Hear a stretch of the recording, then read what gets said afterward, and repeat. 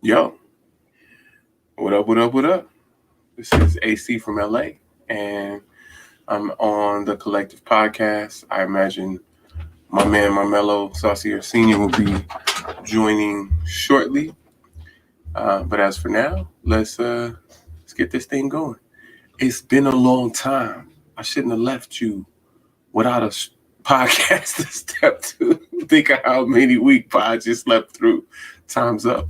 I'm sorry I kept you. Boy, did I almost blow that? Shout out to Rakim. What y'all talking about? You already know. Hey, this is episode 69 of the Collective Podcast. And if you think about that from a weekly standpoint, we're talking about 52 weeks in a year plus 17. And if you get down with math, you know that 17 is almost a third of 52. 17.33 would be a third of 52. So we'd be looking at 17.3. So essentially, when we're a third of the way through next week's podcast, we would be at a year and a third. So essentially, that's where we are right now. So we're rolling along, man. This is great. We've had some different iterations. You know, we started off with 5, and one cat didn't make the first episode at all, or he didn't make the pre-meeting, and then he also didn't make the episode, so he was out. Then we had 4, and that's what we launched with, and we had my guy Mike Tillery with us for quite some time, and then Mike Tillery wound up. Good morning, Elaine. Mike Tillery wound up leaving us rather abruptly, I might add. So then it was down to me, Rodney, and Trey. And then once we moved over to Saturdays, there was one Saturday. Well, the first Saturday. Well, actually, Trey missed the last couple of weekday episodes for one reason or another. I think he missed the last 3. And then we moved over to Saturday, and he told us that he had that the kids. Good morning, Cheryl. He told us that the kids had practice during that time for Saturday morning, but then he was in Vegas on Friday. And by the way, he doesn't live in Vegas. So he took a trip. So that was hilarious. He took a trip. Nobody had practice. Or if they did, they didn't go to practice because he took a trip. So my thinking, it's 7 a.m. on Saturday. Even if you're in Vegas, you could get on, right?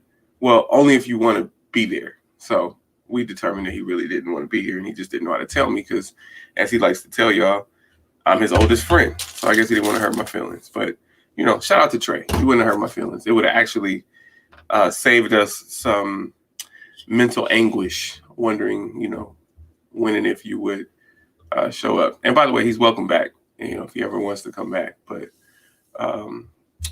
what did Goody Mob say?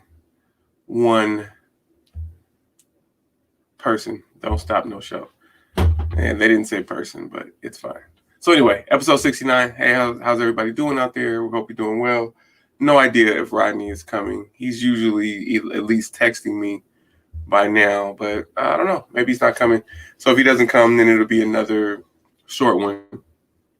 We do have a bit to unpack this week, but I'll just get going until I know what's going on with him. NBA Finals. I picked Phoenix at the beginning. What's up, Roddy T? I picked Phoenix at the. Hey, Rod, show us the shirt, man. Show us the picture. Rod got a Legal Hustle. We actually got a couple of Legal Hustle long sleeve T-shirts, and sent me a picture of one of them. So shout out to anybody rocking the Legal Hustle gear. We appreciate that. Golf was fun. I'm working on some things. You know, we just played at Maggie, so it was a 9-hole. I'm working on some things, and they pretty much came to fruition yesterday. So it was a good run yesterday. It was fun. I was out there with my dad. Shout out to Sam Gardner. I was with my dad and Roland Wright. So also shout out to Roland Wright, who's golfing out there. That's my really good friend, Marlene's husband. Marlene's like a sister. But yeah, shout out to Roland Wright.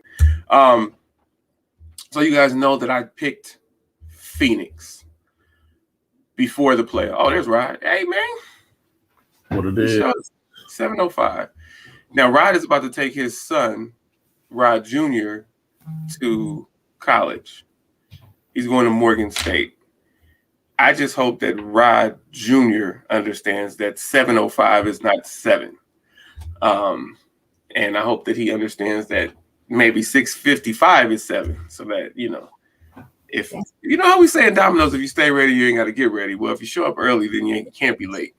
But shout out to Rod. Rod, you got a mic? Because I feel like I'm not going to be able to hear you. I think I have a mic. Can't hear him. Can't hear you. Hey, man, that's got to be on your ear. No, really. Rod, no joke. Can't hear down or something. Bruh, we cannot hear you. You always got something going on. Or maybe I messed it up. Let me see. Nope, that's you. All right, catch you, Sam. Watch that move. All right. Rod, can you hear me? Very well. Yes. Okay. That's what I thought. Nope, we can't hear you. I don't know what's going on with your mic, but I'll just keep talking until you figure it out.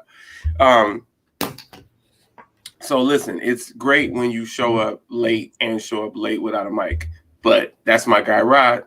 That's my buddy. That's my pal. That's my dog. And he's still in it with me. Like I said, we started off with too much cargo. Can you hear me now? Now I'm glad we got rid of Benedict Arnold. I'm just kidding. That's NWA after Ice Cube left. And I don't feel like Trey is Benedict Arnold. That's not what I feel. I feel like Trey just didn't want. Wait, you can hear him, Cheryl? Can you hear me? Oh, okay. My bad. So my speakers, my bad. Go ahead, Rod, talk. So I can't hear you, and I don't know why. So let me figure out what's going on with my speakers. Because at least you can hear me, though. Let me figure it out. There you go. Good.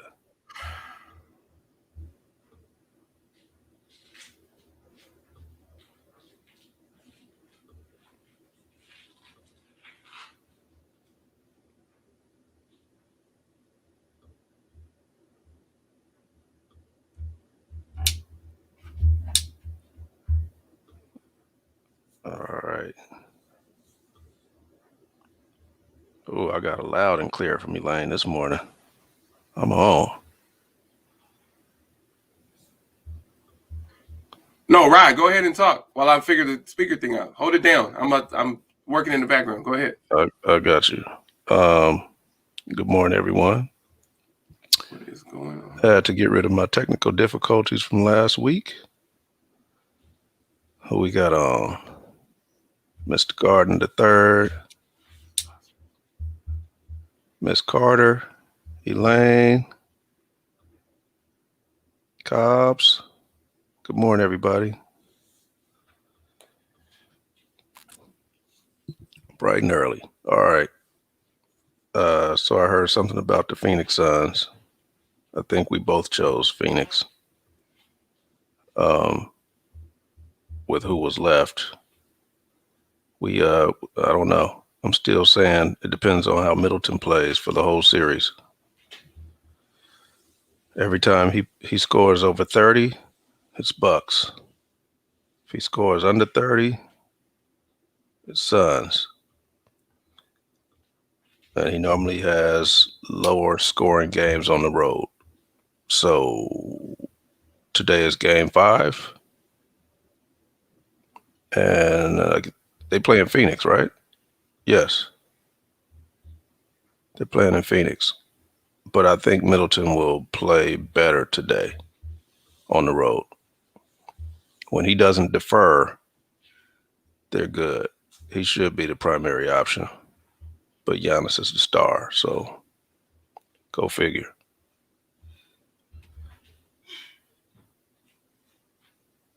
Yeah, I have lights today.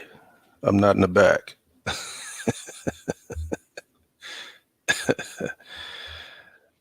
Okay. Cheryl. Cool. All right. Say something, Rod. I hear you loud and clear. Well, you could always hear me. I just couldn't hear you. All right, now I can hear you. All right, cool. We back. All right. So I can't even. So my apologies, Rod. You were clearly going through loud and clear, and I just couldn't hear you. Hey, thanks, Shablon. Appreciate you. That's my guy Shablon checking in from the Philippines. So, all right, let's go. What's up, Cobbs? Cobbs is checking in.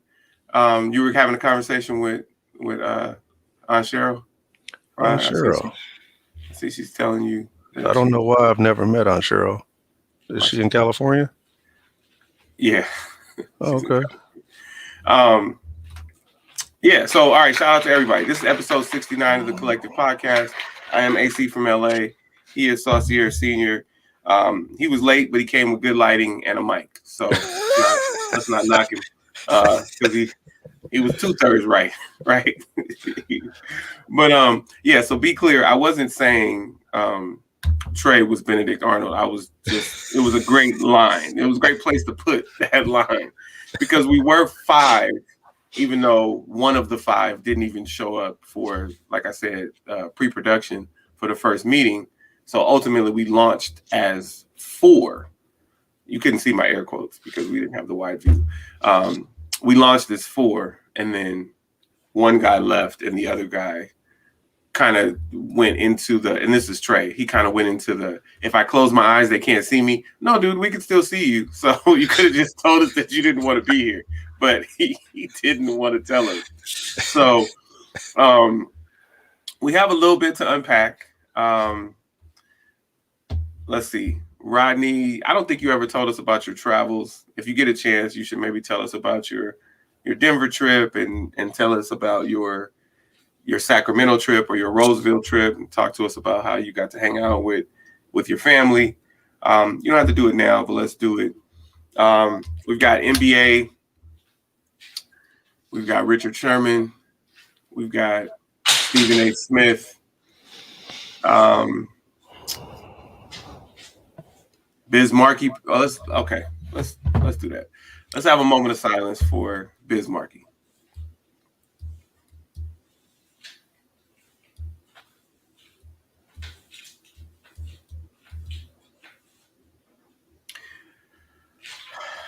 Another hip hop legend gone. Biz Markie was 57 years old, and I imagine that most of the young heads have never ever heard of him until now. So they got that alert coming across their phone.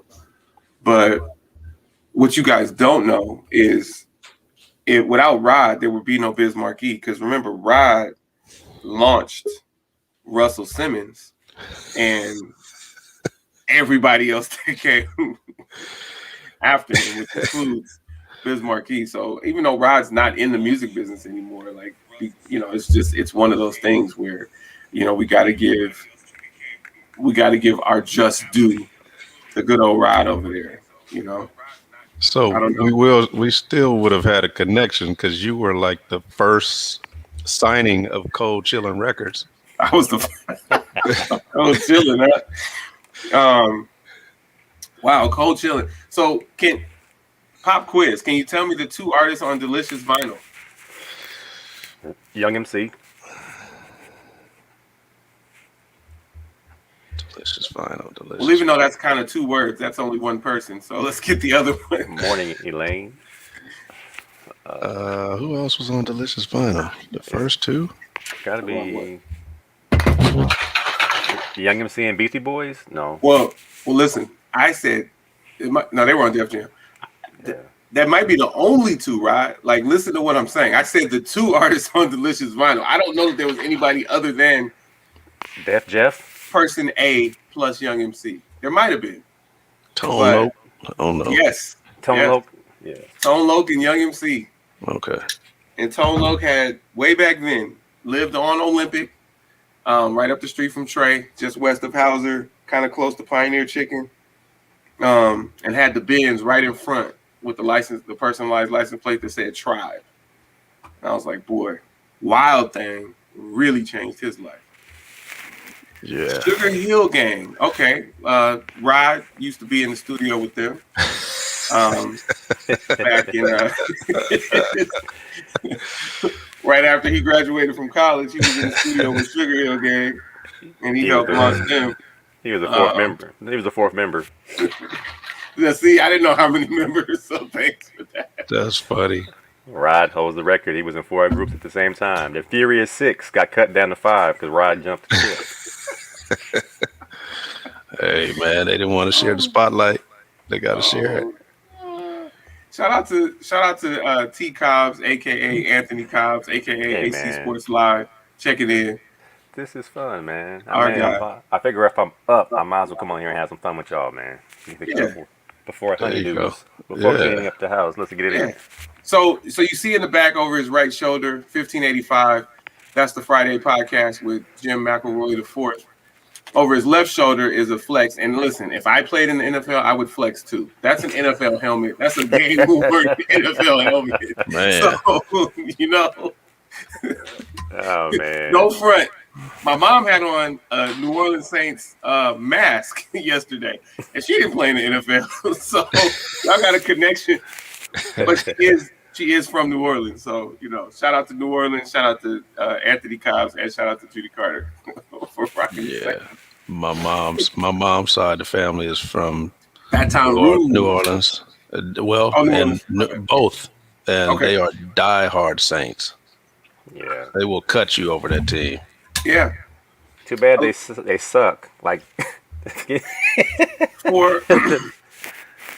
For a lot of them, it was, at least when I was growing up and paying attention to what was happening where my grandfather was, it was obviously the Saints, and they had to battle through not even mediocrity, just they were the worst team in the NFL for a long time and in a lot of seasons. But they also loved their Bayou Bengals, aka the LSU Tigers. So obviously LSU got it turned around quite a bit when your boy went there in football. Basketball, Shaquille and Abdul Rauf did some things. I know he was still Chris Jackson, but yeah. So LSU football and the Saints got it together. So LSU coming to town this year. LSU's coming to play UCLA. Will they have any players left? They always got players. You know, they got in trouble for rape culture. They had several sexual assaults going on campus.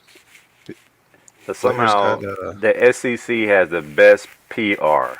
That stuff's gonna go away like nobody's business. They're gonna be fine. It's the LSU Tigers, man. All right. They're gonna have more athletes than we have. Everything.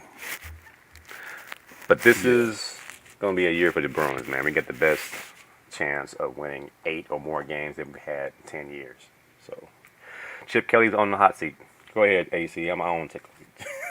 Just talking about the Bruins all no, day. go. I'm just saying, but this is the most,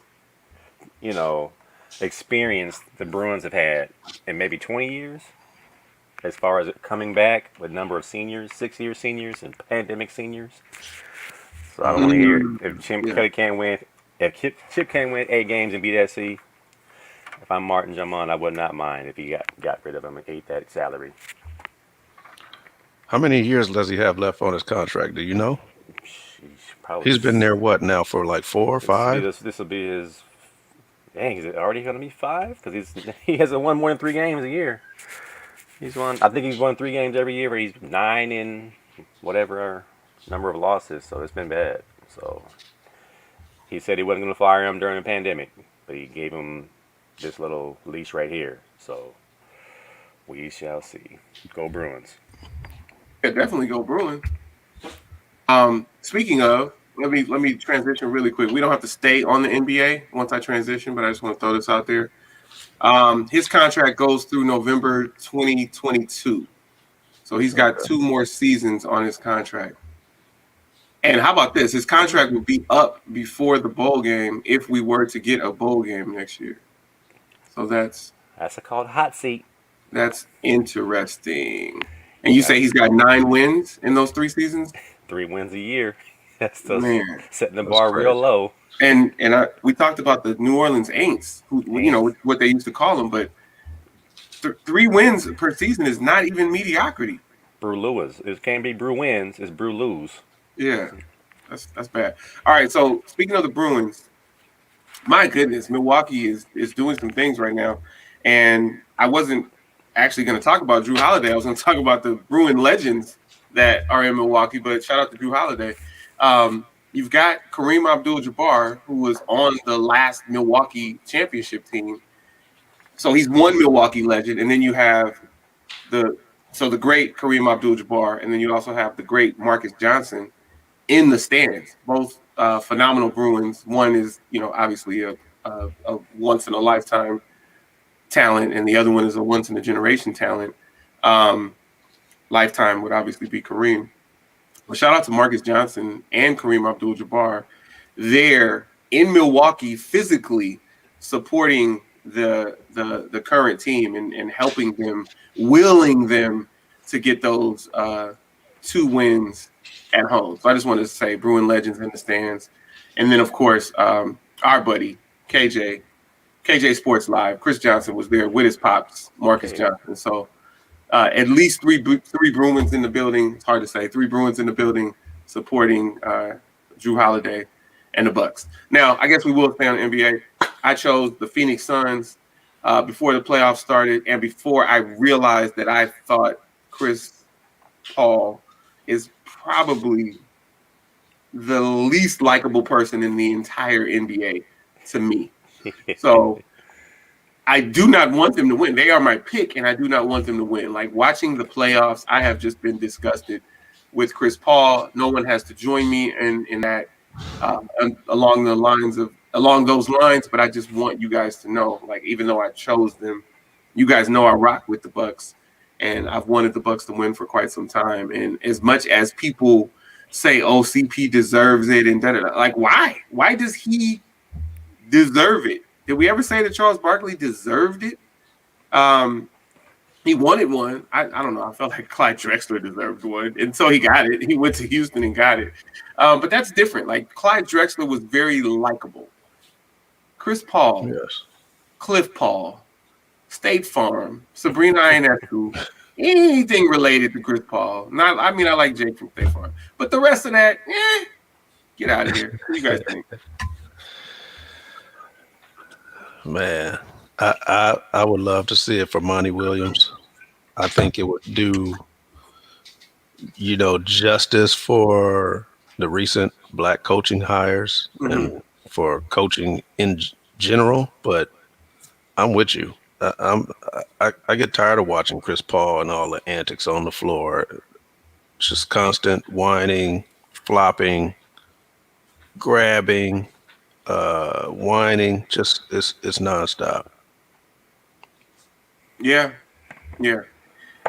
And that's my dilemma when you talk about Monty Williams, because it was the same thing for me when Shaquille left the Lakers and went to Miami in his second season. I pulled for Miami. I started pulling for Miami as soon as Pat Riley got there. I didn't leave the Lakers, but I'm a loyal guy. I pull for Pat Riley. Like, he's the coach I grew up with, right? So I'm pulling for Pat Riley. Alonzo Mourning is my favorite player. And Gary Payton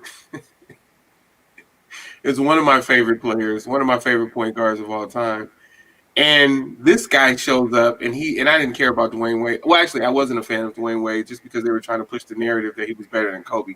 So I didn't have anything against him, but I wasn't able to enjoy him at that time because they'd lost their minds. And I don't know why they keep doing things like that. But I was happy for everybody but Shaquille when that championship happened in Miami. And so if Phoenix wins one, I would be happy as a lark. I don't know if that's the term. I would be very happy for Monty Williams. I would even be happy for the other fellas. Devin Booker. Like, I like Cam Payne. I don't really care about Cam Johnson one way or another.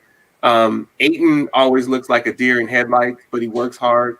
So I like him. I mean, just look at the looks on his face. He's like an old deer. An old dusty deer from the. So it's really funny. Is he fearing the deer? Like, what's happening with him? Is he fearing the deer, or like, but and then obviously Devin Booker, I like him too. So yeah, And um, and Aiton is the first overall pick, yeah. and they celebrate him getting a few rebounds. Yeah. Well, he has the legendary oop. So that's legendary. The legendary blocked oop last week. Hey, did you see him flex after that? Man, that Did you block. see Giannis flex after that? Hey man, that's why I picked the Bucks. I picked the Bucks in 6. Giannis, man, you said likability. CP3 lacks it. Giannis has it.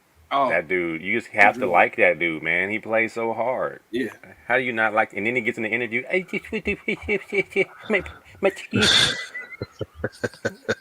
And you say, "Oh man, this dude don't have no ill will. He doesn't have any angst, anything against people. He just wants to play hard, give you a fake mean face, and play hard. Right. Yeah. He's what your kid. You what you want your kid to do. My kid can't shoot, but he plays hard. That's him. Play hard. Yeah. That's what you do. Hey man, you gonna play like anybody play like Giannis until we get all this other fancy stuff down. If you play hard, even if your free throws are janky, get you a rhythm. Don't take 15 seconds. Find you something to do. I'll go. Hey, I got a question. Yo, Oh, sorry. Go ahead. I'm good. Do you think that Chris Paul practices like his dives and his fallouts and his facial expressions? Do you think he goes in his studio at home and like practices all of that bum behavior? I think since he's been a State Farm representative, he's taken acting classes, and he's still in character. He's been acting. Alfonso Ribeiro, the real CP3, whatever that is, he goes so hard.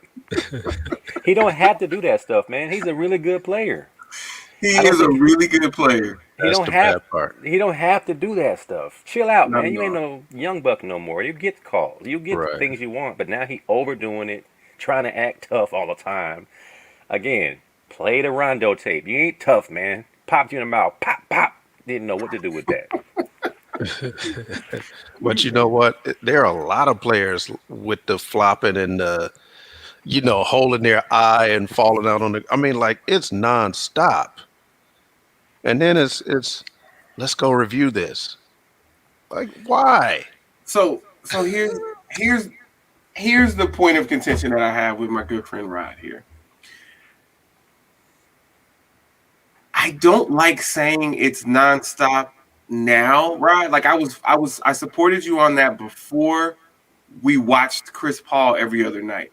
He's the only one in the history of the NBA where it's nonstop, Rod. Like be real. Other people do it too much, but he's nonstop. Every call and non-call, this dude is in character. Yes.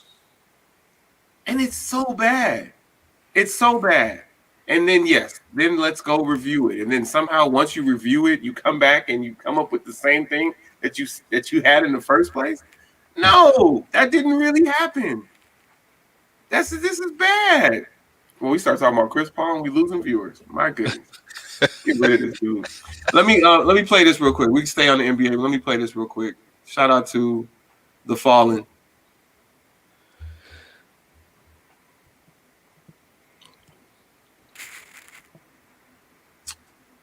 Oh, okay. Well, when I do it in Spotify, it happens, but clearly it's not happening here. All right, keep talking.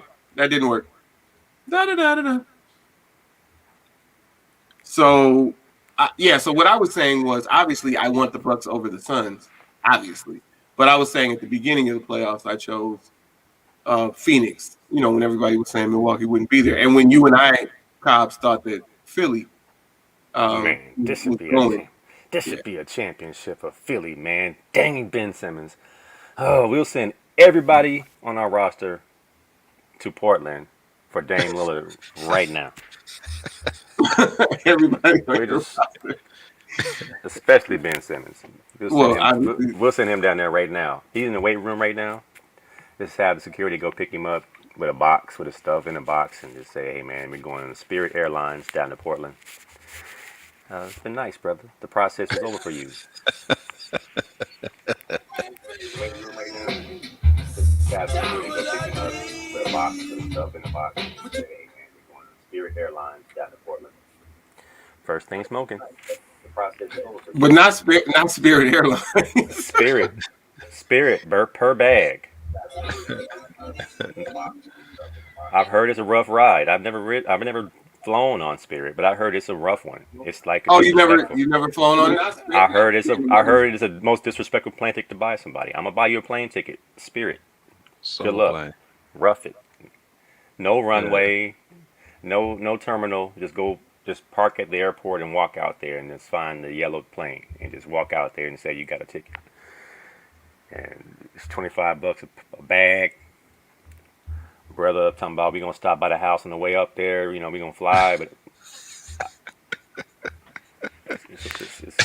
it is real soul plane, man. Yeah, I've heard some stories that a ticket from LA to New York City starts off at like $180 round trip, and by the time you get on the plane, you've already spent $950. And you ain't never gonna get there. 18 stops. I've heard the stories. I'm good. I did fly it once. I think actually I flew it to Houston for something with CFO West, and it was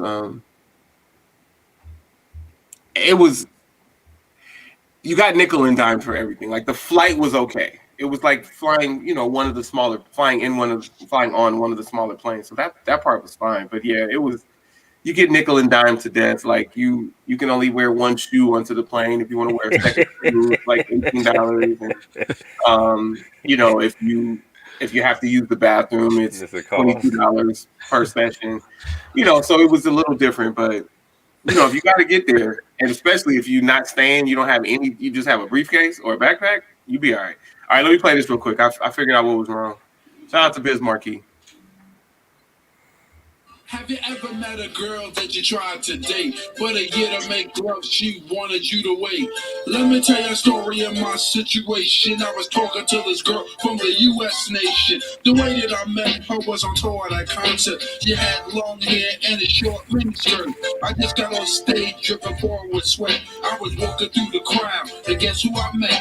I whispered in the air, come to the picture booth so I can ask you some questions to see if you're 100 proof. I asked her name, she said blah, blah, blah. 9, 10 pairs and a very big bra. I took a couple of flicks and she was enthused. I said, how do you like the show? She said I was very amused. I started throwing bass, she started throwing back mid-range. But when I sprung the question, she acted kind of strange. Then when I asked, do you have a man? She tried to pretend. She said, no, I don't. I only have a friend. How did you go for? It's what I'm going to say. You got what I need, but you say he just a friend, and you say he just a. All right, y'all. That was his commercial hit. But for those of us who were, you know, hip hop heads back then, you know, this was the one. That's the one you walk in the party on. Mm-hmm. Slow motion. You walk in the slow motion. Yeah. I'd like to introduce myself. My name is Making music all over is my specialty. Wanna go what you girls get excited. When they feel my lyrics, they wanna recite. I'm out there all in the mood. Just go with the flow, and I can play rapping records and old disco. Like me to Billy G or Michael Jackson or Prince to your ranking. They gon' ask you what you. All right, shout out to Biz Marquee. Yeah, you're right. You're right about that, Elaine. Man, these kids don't know, man. We had a great era. Ooh. Man, we had a great era of music. We were spoiled. We had characters like Biz Marquee. Yeah, he was a good brother. He used to DJ all the parties around DC, homecoming for Howard. Always talk to everybody, would leave, step out of the booth and come, you know, say what's up to just on his own without, you know, some kind of gimmick or anything behind it or cameras watching. It was just kind of like, hey, let me go see what's up with these fellas over here. You standing there watching a game or something during happy hour. He'd come through, say what's up, shake your hand, talk like a regular, you know, like you've been knowing him for years. You would never know he's a superstar. No, he never act like a superstar at all. Your favorite Biz Marquee song, fellas?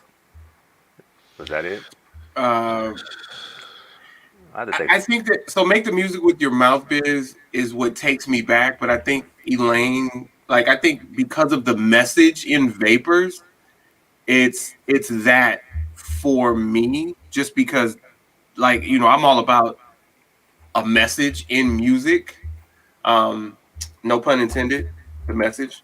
But Vapors would probably be it for me, just because he's telling about three of his friends and how things happened or didn't happen, and anytime Big Daddy Kane's one of them, that's hard. So probably Vapors for me. What about you? I agree. Vapors, man. Like you said. I mean, I bought the tape. I had Picking Boogers.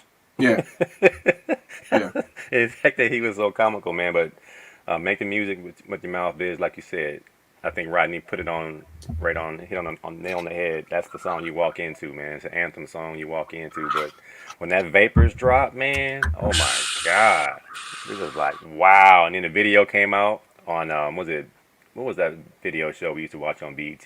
Was it Donnie Simpson? And that video came out, and he had that little white shirt and them two models on his side, and he was on that boat. I was like, wow. And then MC Shan couldn't get the job. What was the MC? Marley Marl and Big Daddy Kane. Everybody would make their little spots, and they had yeah. little stories, and he had that food stamp on his face. I was like, wow, because I can relate to the food stamp. Because we came from that. I said, wow, he got a real food coupon. I remember those. So Food coupon. You got the yeah, technical term to yeah, it. the food coupon. I think the food stamps. I said it was treating me like a wet food stamp. Like, yeah, you can't use wet food stamps. Did you know that? So now, yeah, Vapors, man. That's the jam. Yeah, Vapors probably is the one. But I used to like Spring Again. I used to play that It's all spring the again. time. All the time. Don't you ever know it's spring again? And my kids grew up on Biz Marquee, because what kid doesn't like to say boogers when they're little? Like, you can play that and just make them laugh the whole car ride. Picking Play that boogers. again. Repeat it, Dad. Repeat it. Picking boogers. Yeah. Anything nasty, or you say Yeah. butt or boogers or anything like that for a little kid, it's like, man, you hit a gold mine. The human beatbox. Now, who was the best beatbox back in the day? You got Biz, Buffy Love, Yeah, you got Dougie you had a Fresh. few. Doug E. Fresh. Biz yeah. Markie. What's the guy's name from Fat Boys? Buffy. Oh, that's Buffy Love. Okay. Yeah. DJ Doc. Rest in peace, DJ Doc.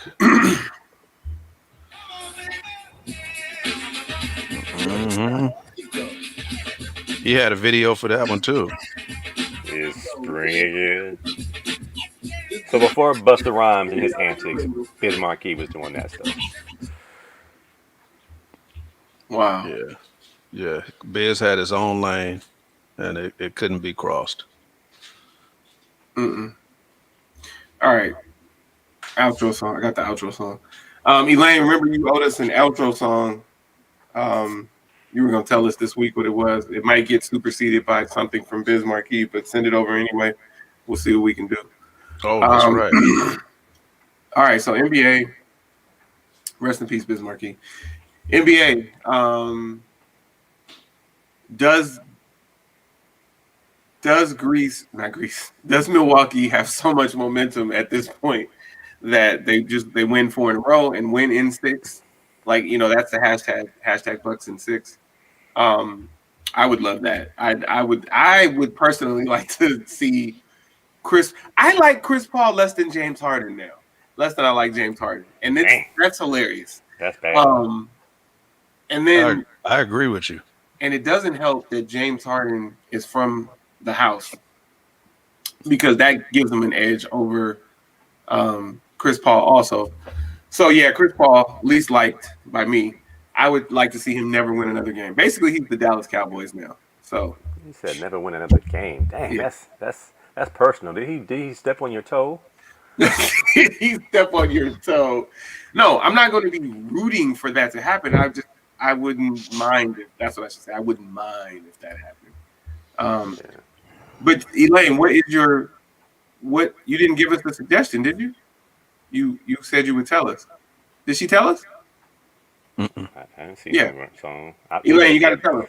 It better be a banger too. We waited 2 weeks for this. Bless you. Hey, Oh, you can't hear me. Zaire, bless you. All right. It's So Shorty Doo Wop. Bucks. always up early. Shorty Doo Wop. Rodney probably doesn't believe that the Bucks have won 2 games, but then he's going to say, as he always says, Chris Middleton at home. All right. So what happens in Game 5? That's it. That's He's the the only key. person we gotta watch. You can go ahead and zoom in on Chris. If he don't do his Man. thing, it's a L. I can coach this game. Chris, I need you to get 35. If they, I mean, that would be my game plan. If I was, what's his name, Budenholzer, Get Chris the ball. who looks like he just got out of a bar. he looks like he just stepped out the bar He looks like Cody Bellinger. and been there all day. Just last call. Here he comes. But yeah, I mean, if I was him, I'd say, hey, you know what?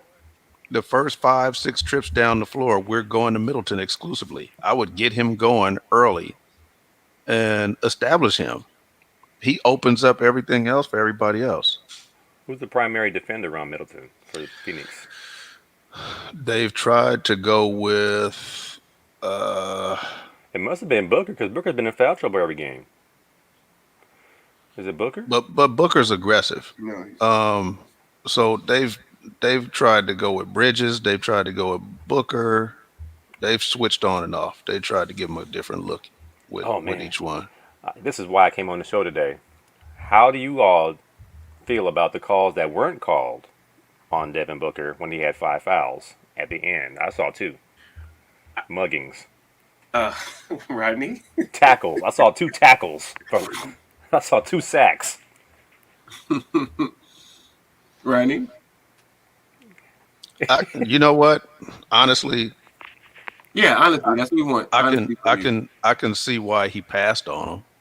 On Why he swallowed his whistle? Well, on the fast break, the alleged block. Hand behind his back and blocked it.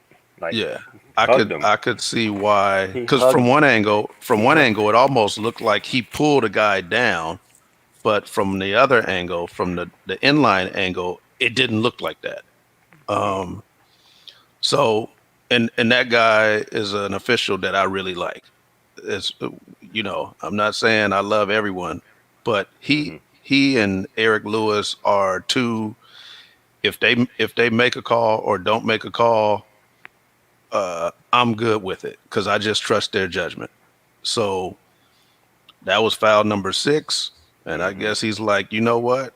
If I don't see any teeth on the floor, and if I don't see an arm dangle, Nobody bleeding. we going. And I won't question that with him, but I think probably 90 other people out of 100 would have called a foul. Yeah, it was hard because he tackled him. Like, I'm just thinking how easy it is to call a foul in a common game, or heck, when you and I play at the beach in Long Beach, you grab me on a layup, ball up top.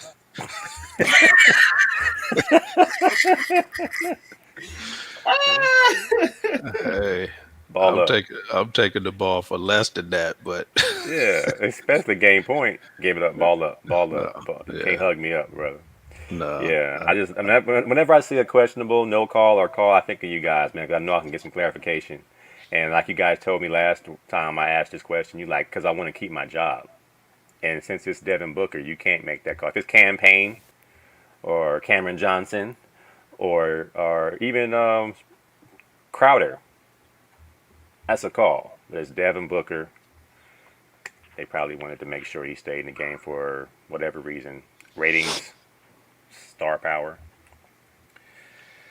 Make it make sense. That was a physical game, though. There were quite a I few. don't know that it was that physical, Rod. That right there, when you got 2 people, you got millions of people looking at 2 people. That looked like a scene from Empire, just hugging up. I mean, 2 brothers hugging up. you got, I don't know, Rod. You have the hug from behind. You have across the arm in the front. You have the body, right? His body's going through Holiday's body. Um, can you imagine if Giannis doesn't clean this up? Oh, Man, this is something. I hear you though, Rod. Like you're the guy. So where's the official supposed to be standing to see that call? He's in the bottom right corner. yeah, he's here, and then he would be. He sees that. He's got to If he beat the play back, right? Or if he doesn't beat it, then he's got to stop and watch it finish. But if he would have stopped, then he would have seen it from behind, and Rod wouldn't have an argument. I assume he got to the end line. Let's take a look. Shout out to all the referees, man. Your job is difficult. Oh yeah, he didn't get there. We're from now. Oh, well, there you go. And the announcer said it. Holiday fouled, but that didn't help. Marv No, Alpert. well, here's the thing. Oh, well, we're being bombarded. Okay, so Rodney's argument is done because from that angle you can see what Rodney said he couldn't see, He tackled him. but he wasn't in position. So No, he wasn't in position. he got eaten up on that fast break, and he could see the hug, but probably couldn't see what happened in front. And so there it is. Like I wasn't watching his positioning on that play. And so there you go. So he didn't see it. He only saw the backside. He didn't see what happened in the front. And so he felt like I'm sure he felt like he didn't have enough information. Do you guys see it in real time, and say, "Oh, that's a call. Call that." Like when I watch a movie with my wife and it's a bad editing, and now she can catch edits too. Oh, it's a bad edit. Do you guys see a call that's not made, and you're sitting at home like, I should have called that? Oh, at home? Yeah, you're at home chilling, watching the game. Oh, Like, oh man, I think that should have called that is judgmental. But it's more so I would like to see that called. Yeah, absolutely. Absolutely. Yeah. Or I didn't like that one, or God dog it, when are you guys gonna call that illegal screen? Yeah, I say that a lot. I say that. That hurts. That's a pet peeve of mine. It illegal just screens. And is it simple as putting the hip out, or what's the Well, egregious? in the NBA, they do the hip, they And the do elbow. this, and they do the lean. They do so much, and it's like, if you have the best point guards on earth, why can't they just run the defender into the screen? right. Lazy. If they just dribble off your hip, teammate, then you don't have to do any leaning.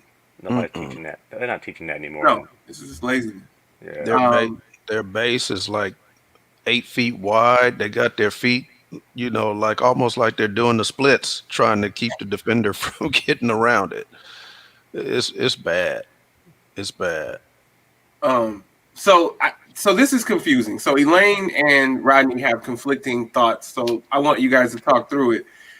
Cobbs asked the question. Rodney said, "I trust him." 90. He said 90 people would have called it, but he wouldn't, and he likes that. Elaine is saying, I'm not saying I wouldn't. I'm just no, saying. not you. You're saying he Oh, would. okay. That your guy wouldn't, and I don't know who it was. He wouldn't. But then Elaine is saying, even if he were in position, I guess she is saying what you said. He wouldn't have called it, even if he was in position. Okay. I like the fact that he didn't guess. He's just like, I didn't see it, so I ain't blowing the whistle. Okay, so I hear that, but and again, this is just me. So at my level, and my level is not the NBA. My level is Division I college basketball and below. I see enough. When I stop, I see enough with this Mm-hmm. to call a foul on that. I see enough. Rodney is saying that he didn't guess, and we're talking about whatever contact may have happened in the front. But also at my level, we're not. I mean, it's rare that you got to be ready for that fast break, and it seemed like he was ready for it, but he's just he's been doing this for 50 years, so he couldn't get back down quickly enough. But that wasn't within 2 minutes, right? Because that wasn't in the 2-minute report. I really wanted to see what they said on that because I did read the 2-minute report for the game, And I was like, wow, they had a pretty good score in the final 2 minutes. I think they got, according to the NBA, they got two things wrong in the final 2 minutes. So they closed out pretty well. What's the average on errors for a game for a crew of referees? Well, at the NBA level, or Yeah, well, yeah, NBA Finals game. Like, yeah, so we wouldn't be privy to that because they only put Oh. out the 2 minute report, so they only tell us what the grades are for the final 2 minutes.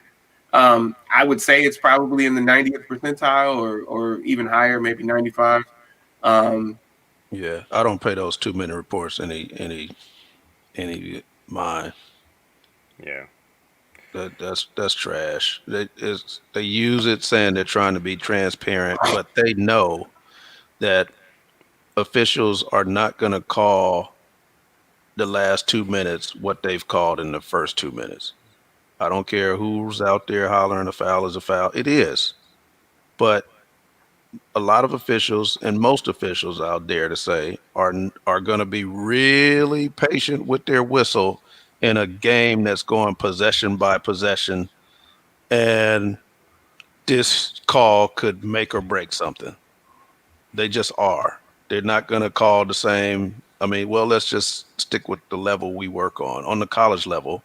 I mean, some people may not call the same hand check that they called in the first 2 or 3 minutes. And not to say we wouldn't, but a lot of officials are like, we got to let them play. Yeah, The so last just two so or you 3 understand. Just so you understand what Rodney's saying, he said some people, because I'm calling the lane violation on the free throw with 20 seconds left. Calling it. So Yes, stay out he of is. Yes, he is. AC's calling traveling the and game. double. AC's at the JCC with the 8-year-olds calling everything. Throughout the game. Whatever it is, I'm calling Hey, it. man. Listen, let me say something. I worked, I was helping some cats out. I worked some 3-man on Thursday night. I want to I don't know if this guy's on Facebook or not. If he is, I'm sure we're not friends. The big three? Dwayne Hooks. Dwayne Hooks not only gave let's say what the first thing he did. He called a foul as time was expiring on a team that was up by 2. Yeah, he called a shooting foul against the team that was up by 2 as time was expiring. Everybody thought the game was over. She missed the shot. This dude's he's got a foul. Hey, keep it going. Guts. So this is in a tournament where it's one shot for 2 points. So she made the free throw. We go to overtime.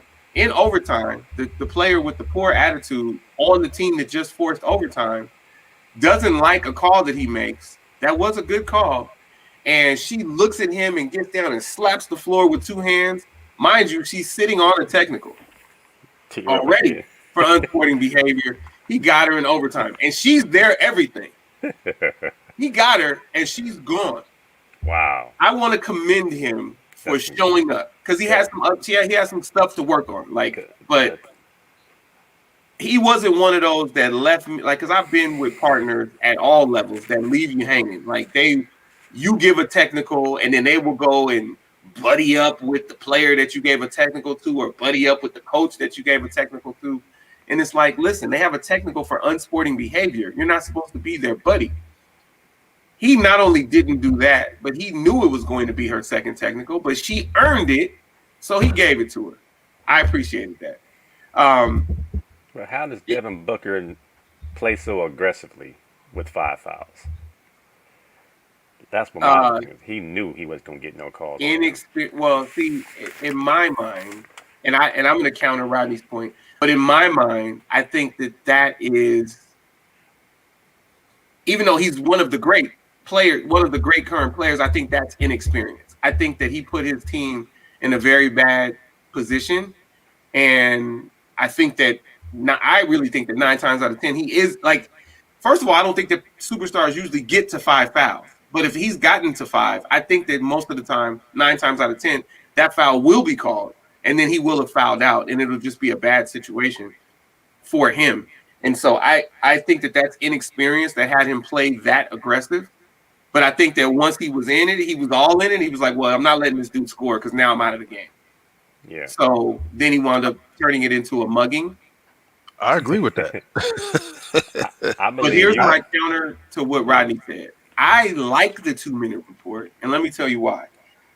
When I see things that I think are blatant, and I'm like, well, how would they explain not calling this? Or how do they explain calling this? I like to see how they explain it. So, counter to what Rodney's saying, when they contact is contact, right? But they can just define it as marginal contact and say good no call because it was marginal contact. At our level, we call it incidental, but they call it marginal in the NBA and the WNBA. Excuse me. So some of that contact that we think is illegal, they're just going to call it marginal. But I want to see what they feel was missed. I really do want to see that. So if to your point, Rod, this is what I do agree with. If you feel like they're not going to call the game the same down the stretch, then cool. Let them just define it as marginal, and they say this is marginal in the last 2 minutes, so this is not what we want, or this is marginal down the stretch. But this was illegal contact, so we wanted you to call that. I want to know as an official watching at higher level, I want to know what I should be expecting to see called when I'm watching, because you know that I'm watching the officials. So I want to know that. I want to know, like, it's funny. It is really funny watching them explain James Harden in the last 2 minutes when he takes 6 steps. It's funny watching them explain Paul George when he takes 6 steps on the way to the layup, and they say that, oh, the gather started on the 3rd step, or the gather was completed on the 4th step. So those last 2 steps were really just his first 2 steps. I love seeing them explain that kind of thing, which I think is bizarre. But I love reading the 2-minute report. I really do. And I've heard them explain that gather with James Harden a million times, and I still don't get it. Yeah, he's abused the gather. Yeah. My thing with this is a teachable moment for Devin Booker. He said his inexperience by them not making the call. He's not going to learn that you can't play that way with 5 fouls in the heat of the moment of a crucial portion of the game. He's going to still continue to, like, you need to learn that. My son had to learn that playing with 4 fouls in high school. Yeah. You need to learn to play it a little bit differently when you got 4 fouls. Still aggressive, but when it comes to point of contact, you got to just put your hand straight up and take those charges or whatever. But if you're going to jump into a player, they're going to call it, and you can't get mad. Now, we did have a couple of officials this year where I said, come on, man, let them kids play. You call them tic-tacs, and they 15 years old. Of course, they're going to be aggressive. But at least Rodney Saucier tell us, hey, man, lay off on the contact. You can't be tackling people out here. Rod, listen, if you guys don't know what Anthony Cobbs is talking about, let me explain something to you. At every level that Rodney works, Rodney is grandpa official. And he will coach the coaches. He will coach the players. He will coach the tape. Rodney has so much patience. Yeah, I need to stop all these tackles. But listen, if you don't want to hear him, Rodney gets a little heated. He won't show you that he's heated on his face, but he'll get you with the whistle. Like, if you don't want to, because he's giving you gems, right? He's giving you more than I'm going to give you for sure, because I'm not out there to coach you. But Rodney is, and this is because Rodney's been a daddy for so long, and I'm new at this. Rodney will give you so much. I'm just like, Rodney, listen, dude, let them look. But yeah, you're right. You're right. You're so right about that, man. Cobbs, you are so right, man. Do you guys meet? Don't you guys meet with coaches before, like big games? Do you guys have a meeting? Well, not during the pandemic, but yeah, we used to. Yeah, we used to. I'm calling all this. Tell your players, I'm calling all this. No, this is what I say. Y'all know me, and then I walk away. I'm calling everything. 3 seconds, I'm calling it. You get those coaches that say, "Hey, you know what? I saw them play last week, and they, number 22." He socks people, and number 31, he sticks his leg out every time somebody's going to the basket. Can you just watch for it? Watch out. He kicks his legs out on 3-pointers. Yeah. No. They make stuff up, Cobbs. It's not stuff that really happens. They make it up, and they act like one player. Yeah, they act like the other officials were inept, and they want to make sure that we're not going to miss it. Or they tell us at halftime, "Hey, he gouged his eye, and then he took it out and then put it back in when nobody was looking. Can you watch for that, please?"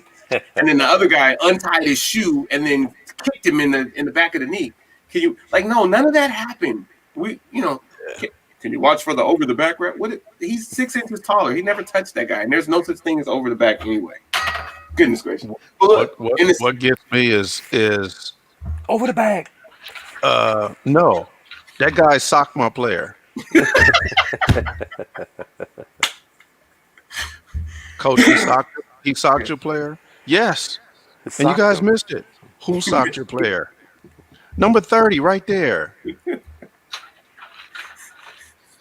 If he socked your player, every parent in the stands would be on the floor. It would be another Malice in the Palace. Yeah. I don't think he socked your player. Like, don't mess up your credibility with me by telling me something outrageous.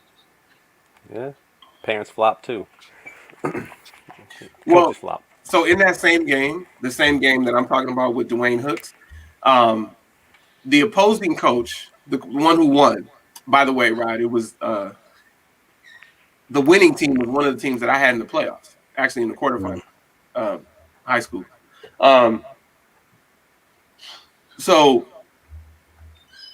the coach was like, first of all, there was a play on his side, second half, late in the second half. This player goes up, gets her shot blocked. It goes out of bounds. Listen, I don't even know this dude is talking to me. And I wait for the ball to come back, and I get the ball, and I see him standing on the edge of the sideline, kind of close to the end line, and he's da-da-da-da-da, and he looks at me. I said, "Are you talking to me?" He said, "Yeah, I'm talking to you." I said, "Oh, okay. Well, I didn't hear anything that you said. I didn't hear you call my name or anything. What did you say?" And he was like, it's a ticky-tack. And I was like, what, please give me more. And he was like, ticky-tack. I was like, please give me more. And then they're like, the parents, put the ball in play. I was like, well, the coach is talking to me. Y'all hold on. And he said, you just calling ticky-tack stuff and da-da-da-da-da. And I was like, oh, okay, what does that mean? He was like, what mean? What does ticky-tack mean? And he was like, you know what ticky-tack means? And I was like, no, I don't. Mind you, I'm not putting the ball in play. Like, this is happening. And he was like, touch fouls. And I said, oh, touch fouls. It sounds like a... I said, got it. And then I put the ball in play. And he was like, man, I can't believe this idiot. Team him up. That sounds like a Key and Peele skit. The Key and Peele skit. Idiot? He went all the way to idiot. First of all, if we just go by the rule book, it doesn't say touch foul. It doesn't say ticky-tack. Like, I don't know what you're talking about. Especially when there was no contact here, but you want something, and down there you guys are mugging them, and you're winning. Normally the case. So here's the thing. Rodney knows this about me. Even though I'm clowning now, I don't get emotional when I tee them up. I just keep my composure. I just, give the technical, tell my partner what I have, and we go through it. So after the game, ref. I just keep walking. I go to the sideline because I have once you've made it personal and called me names, we don't need to talk. I get to the sideline. My partner is saying, AC. And I'm like, ignoring him too. So we get to the sideline and I'm like, yeah, I heard you trying to tell me that he was calling me, but I have nothing for him. He called me an idiot. I don't want to talk about it. And he was like, oh, okay. And I was like, yeah, think about that. If somebody makes it personal like that, you don't give them an audience after the game. You walk away from that. So then he comes over and he was like, hey, I just want to apologize to you in front of the team. I said, oh. No, he said I wanted to. And I was like, oh, okay. And then I turned around and kept getting dressed. So I thought it was over. Like, you missed your window. Nah, this dude comes over and he's like, please? Fuck. All right. So I go over and let him apologize to me in front of his team. But let me tell you this motherfucker's apology. He says, yeah, so I'm sorry about that. I wanted to say it in front of my team. My behavior was unacceptable. And the thing is, you're just doing your best out there. Like, I'm trying to do my best. So sorry about that. No, motherfucker, I wasn't just doing my best. Yeah, I was, but my call wasn't wrong. You stupid ass. Like, we had two officials down there watching that fucking play, and there was no contact. Like, on our side, it's one of those dual coverage areas where you can see from the lead and the trail, there is nothing. No, I'm sorry, I was across. It was the lead and the C right there. There's no contact. Neither one of us had anything because there wasn't anything. So yes, I am just doing my best, and you happen to win this game in spite of doing your best because you're a clown. But that's fine. I accept your apology. Assistant Teaching the coaching the kids, team as the head coach during the summer. teaching the Anyway, kids bad information. 3 for 5 with a sacrifice fly. Mook. I really needed this dude to take the All-Star game off and just get as healthy as he could with those 4 or 5 days off. Mookie is on a tear right now, and the Dodgers are 1-0 post All-Star break. But unfortunately, so are the Giants and the Padres. And the Padres scored like 70 runs last night. So, boy, did they add to their run differential. Is Mookie eating meat yet? I don't know about that. He's back on meat. That's why he's balling. Oh, okay. Boom. Back on meat. No, I'm just Speaking kidding, of man. I don't speaking of know. meat. Oh, I'm sorry. Wait, no, I'm not. I thought that was Elaine saying language. I'm not sorry. Hi, Nina. I got to give a little cultural language at times. You know, I got to let them know that I'm not just always prim and proper. Shout out to Nina, whose birthday is August 30th. She's invited some of us to Scottsdale to celebrate with her. And I've never celebrated anything with Nina, so I might go. I was talking to Brianna about it last night. We'll see what's what. We might go. But I'm not watching my language. I only say 3 or 4 curse words per episode. And that was that stretch. So there you go. Baseball, the Dodgers are clearly the best team in baseball, and the Giants right now are clearly 1A. So boy, is this a crazy, tough, crazy season. It's gonna be tough. Yeah. It's gonna be tough. Yeah, shout out to the Dodgers. They're clicking. Today is Saturday. Tomorrow, David Price is pitching, and I don't know if he's pitching as an opener or if this is a real start where he's going the distance. He pitched as an opener the other day, and the rest of the bullpen spoiled it, and we lost the damn game. Language, Nina. And so we'll see what happens. But yeah, 1-0 post All-Star break. Let's go. Dodgers, Giants. Dodgers over the Giants and the Padres. The NL West is clearly the best division in baseball. What happened to the Rays? And what happened to the Yankees? Changed like player personnel because they had such dominance for so long, and they just can't put it together. Like they're signing people that they think will be the next great thing, and then they're paying these guys astronomical amounts of money, and they still don't get the dividends that they used to get when they had, Jeter and A-Rod and Mariano Rivera and CC Sabathia. Those guys were just guaranteed 100 wins. Now, who are they scouting? Like guys, they're bringing in these guys. This guy's gonna be the next this and this and that, and then it's not so. So I know they've been hit by the injury bug, but something's going on in New York that we can't really put our finger on. I'm not tripping either way. As long as the Dodgers are balling, I don't care. But I would love to see a Yankees-Dodgers World Series one day. In my lifetime, it's not going to happen. That's where Boston is killing them. Boston is making better moves Better with players. the front office, and the Yankees, they just, I don't know. Like you said, players are not panning out at all. They're throwing money at them. I mean, they're probably picking the wrong players. Some players don't play well when they get paid. I mean, Giancarlo Stanton ain't did nothing since he got down there. I don't even hear his name anymore. Like, and Aaron Judge, he plays here and there, but you don't have them on the field at the same time for any length of time. It's almost like the Clippers. Like one plays, one doesn't. Did I say that out loud? All right, the Yankees got championships. What I realized is that the we Clippers. probably shouldn't talk American League baseball with these two guys because they got us sounding crazy. So let's go back to the National League. Outside of the Giants, are the Dodgers at all threatened? Did you guys see Jock Peterson got traded? Again. No. Yeah. He went to the Braves. To Atlanta, yeah. He'll end up back on the Dodgers for free. He'll end up back on the Dodgers. And somebody else pay his salary like Pujols. We got Pujols for free. Dodgers are big Yeah, Pujols fan. yeah. I like I Jock in the know. preseason. I like Jock in the postseason. We'll get him when we need him. What, you think we're gonna get him back? Yeah, just for the postseason.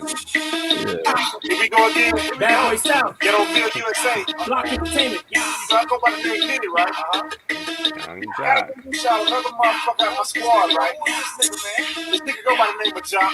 Young Jock. He resides in College Park, right? No, he resides in College Park. He got traded to the Braves. If that's his walk-up music, It used to be Oh, was it? Oh, at Dodger Oh Stadium. yeah, It that used was to it. be. Yeah, that was his intro for sure. He knew. He knew. Hey, I'm That's telling tight. you, if when Magic and his group took over the Dodgers, they brought in the DJs, they brought in everything, and all the players had good walk-up music. Walk up music. What would be your walk-up song, Rod? In AC. Man,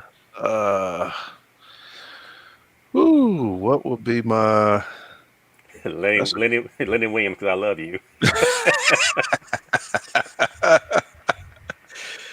Oh man, Do do do do do. Here comes Rodney Saucier comes to the plate. it would have to be something by the. It would have to be some kind of Long Beach music, the East Siders or G'd Up. I don't know. Oh man. You want to hear mine? Oh Lord. Tender Love.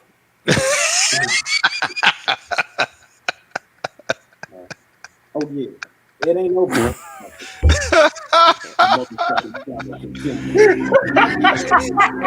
Every time. Every time he comes to the plate. Every time. I could. I would obviously wait till this part. I could see every parent grabbing their child going to get a Dodger dog right away. That's how I'm coming to the plate. That's just ghetto, man. I mean, obviously, I'm kidding. Oh man. He is not kidding. He is not kidding. You know, He'd be mean mugging on the way up to the plate, like May face all mad. no, Bat flipping. Back flipping. And be flinching at the pitcher like what? What? Oh man. I would have to come out to my favorite group of all time, and it would have to be. PM Don? There you go. There you go. Here come out this set adrift the memory bliss of you. Ta-da. Ta-da.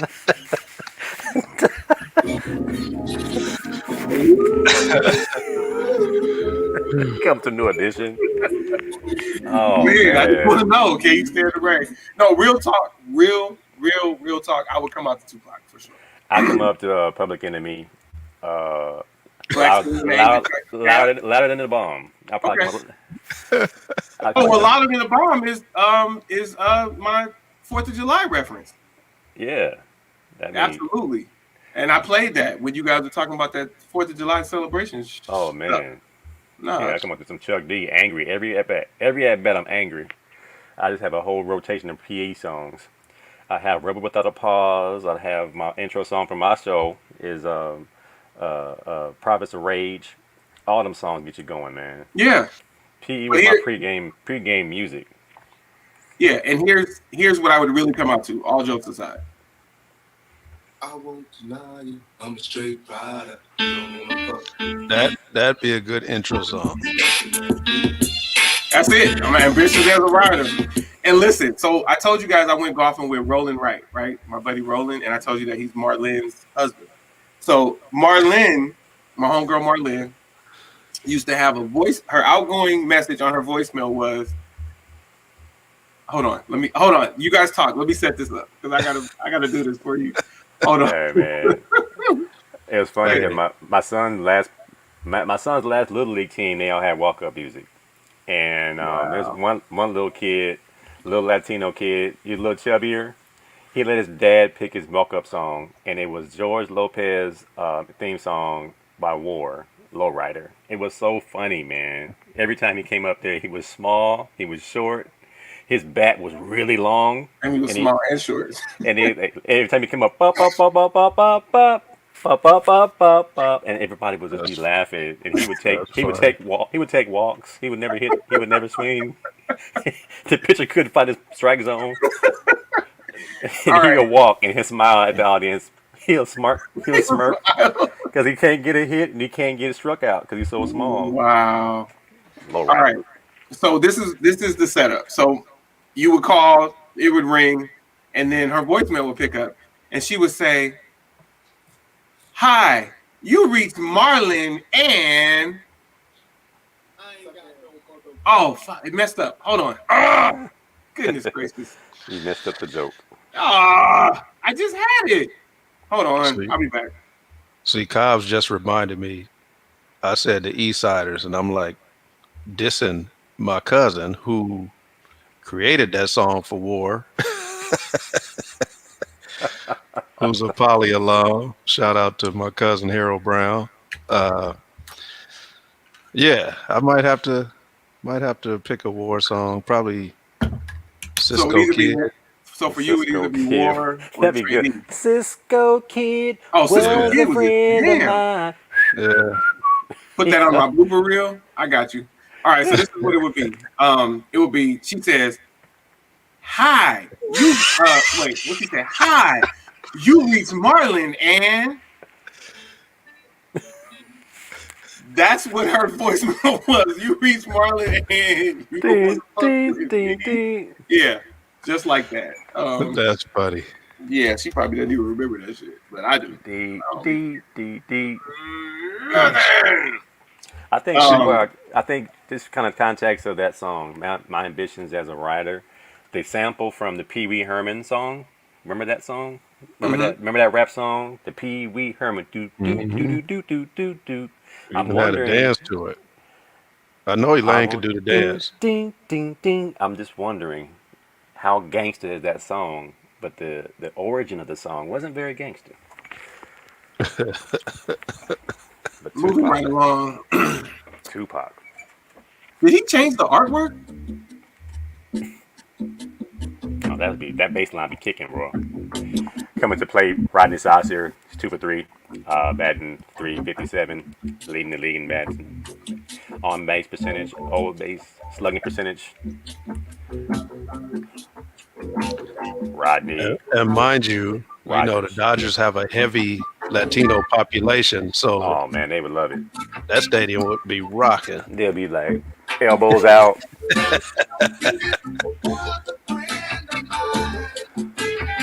Rodney Saucier! Rodney Saucier, hey! Rodney, hey! That's that fool, that's my fool.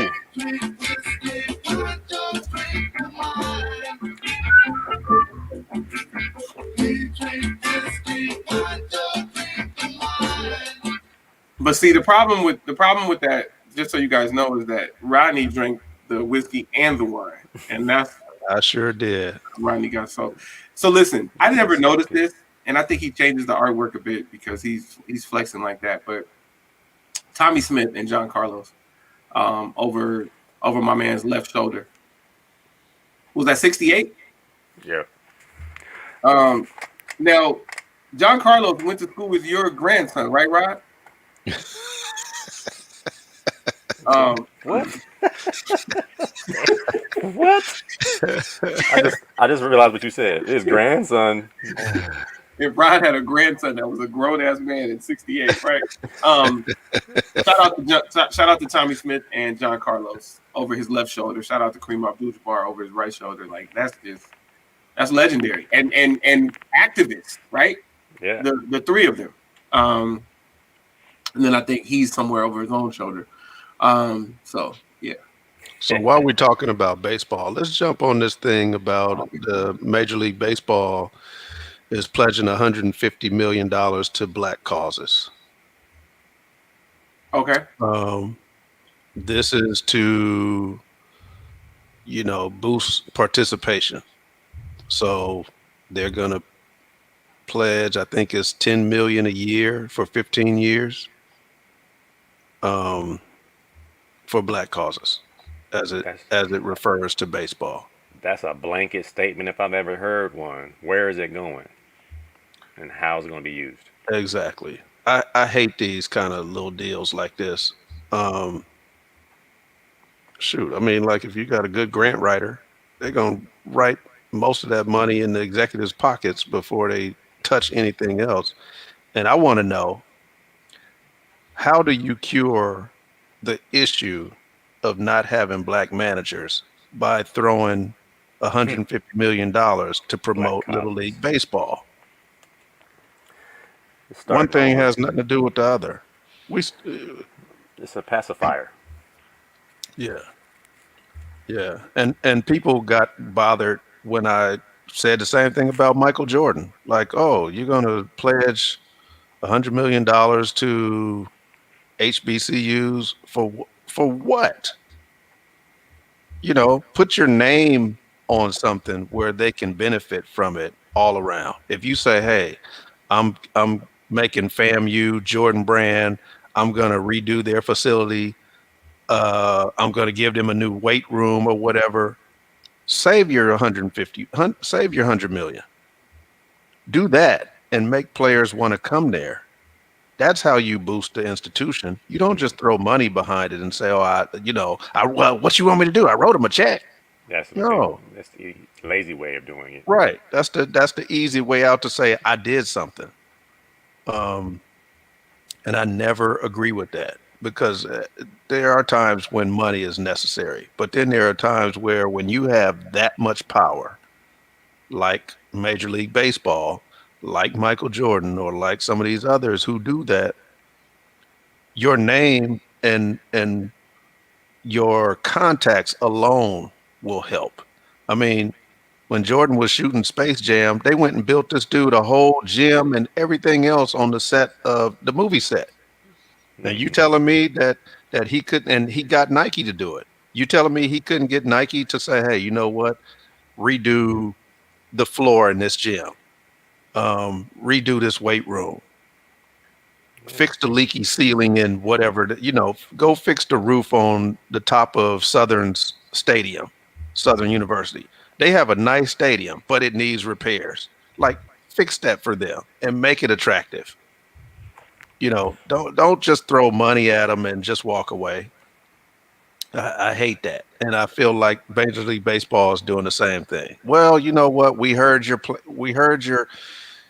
cries loud and clear. This is what we're going to do. We're going to just write you a check, and you guys are going to see if you can, get some black kids to go play in all of the city areas. And what you're doing is saying, we want you to go find the best and bring them into our league. That's it. Well, You're gonna get some great players. yeah. That doesn't mean that the coaching and the executive stuff is going to change because you bring in a good player.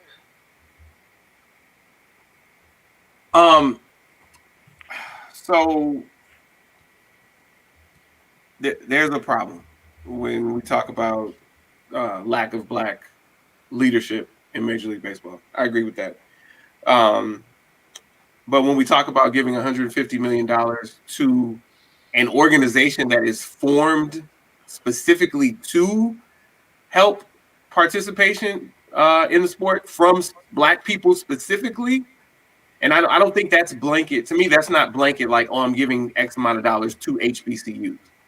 I think this is something that's very pointed because this is guys that have been in the trenches, guys that have come from whatever they came from and succeeded in Major League Baseball, and they want to give back to their community, and now they have $150 million bump.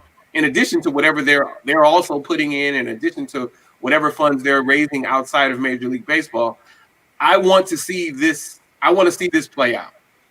The Players Alliance is a nonprofit organization that was formed by black Major League players, current and former black players, who want to see participation grow in the black community. So I'm not invalidating anything that you guys are saying about where money's gone in the past, and I'm not saying that shit is sweet. in Major League Baseball, because it's not. The black players in baseball are few and far between. But if this nonprofit was already planning on doing something without the 150 million, and then they get the 150 million in addition to whatever else they get, I want to see what they do with that money.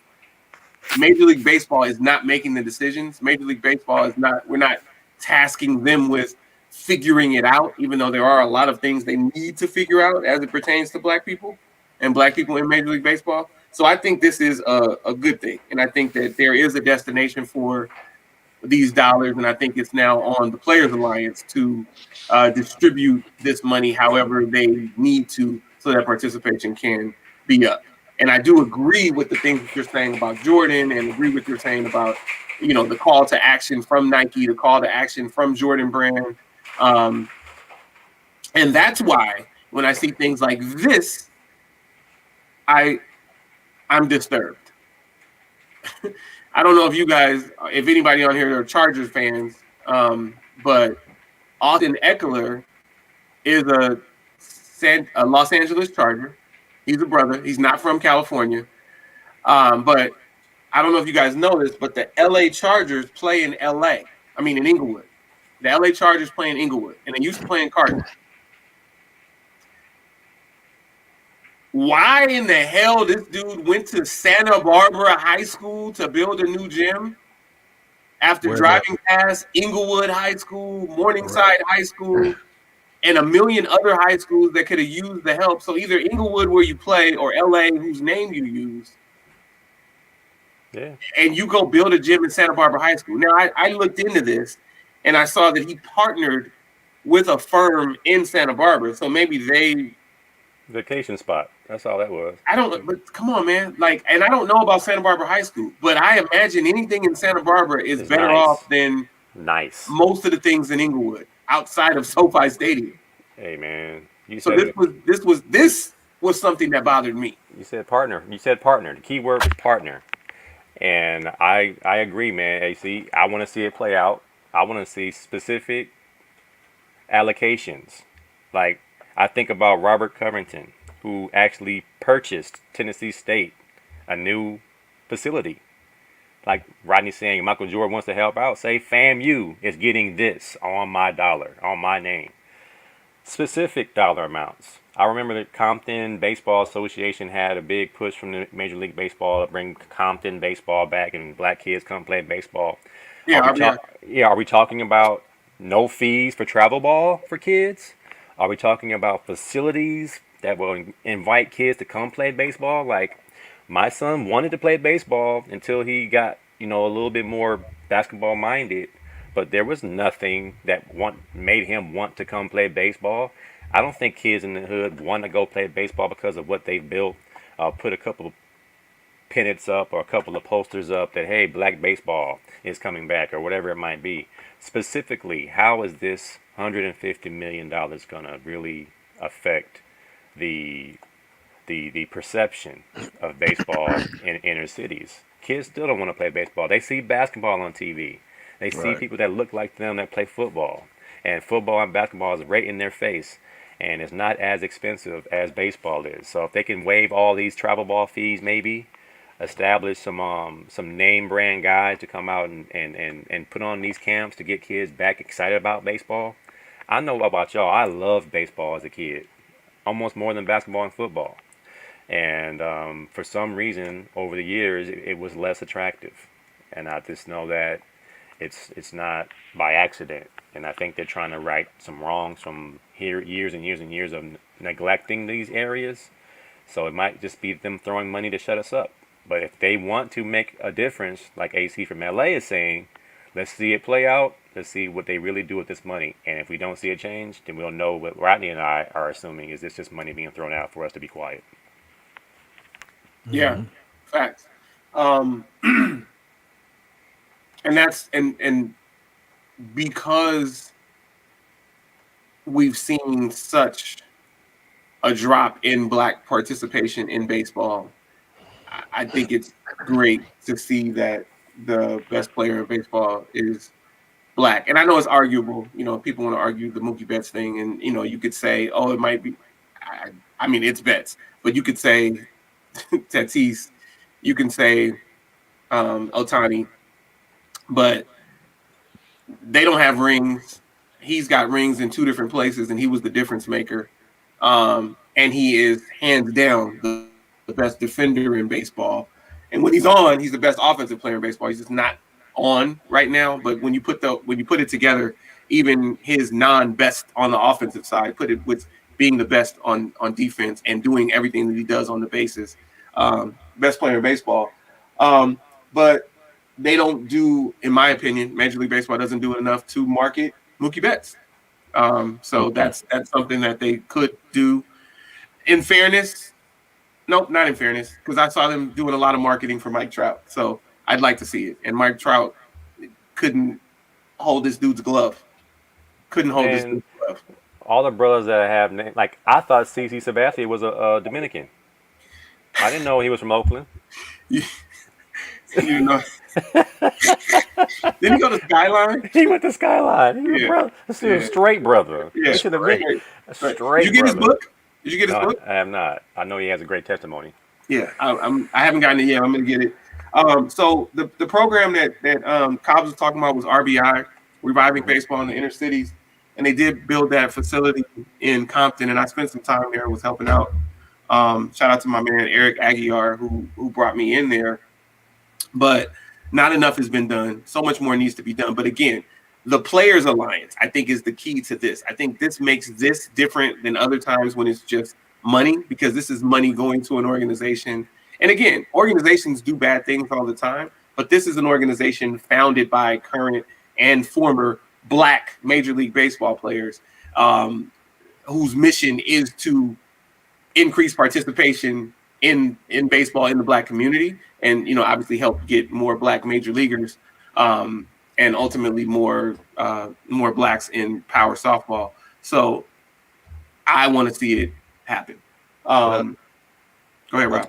I think it would help if some of those retired players came back and coached their high school teams like you see in football and basketball. I think that would really drive up participation in baseball, because baseball is so technical that people would be knocking down the door to get their kid, you know, to learn how to correctly hit or throw a pitch, you know, and especially if it's done in the right places, particularly the right schools, because that would matter.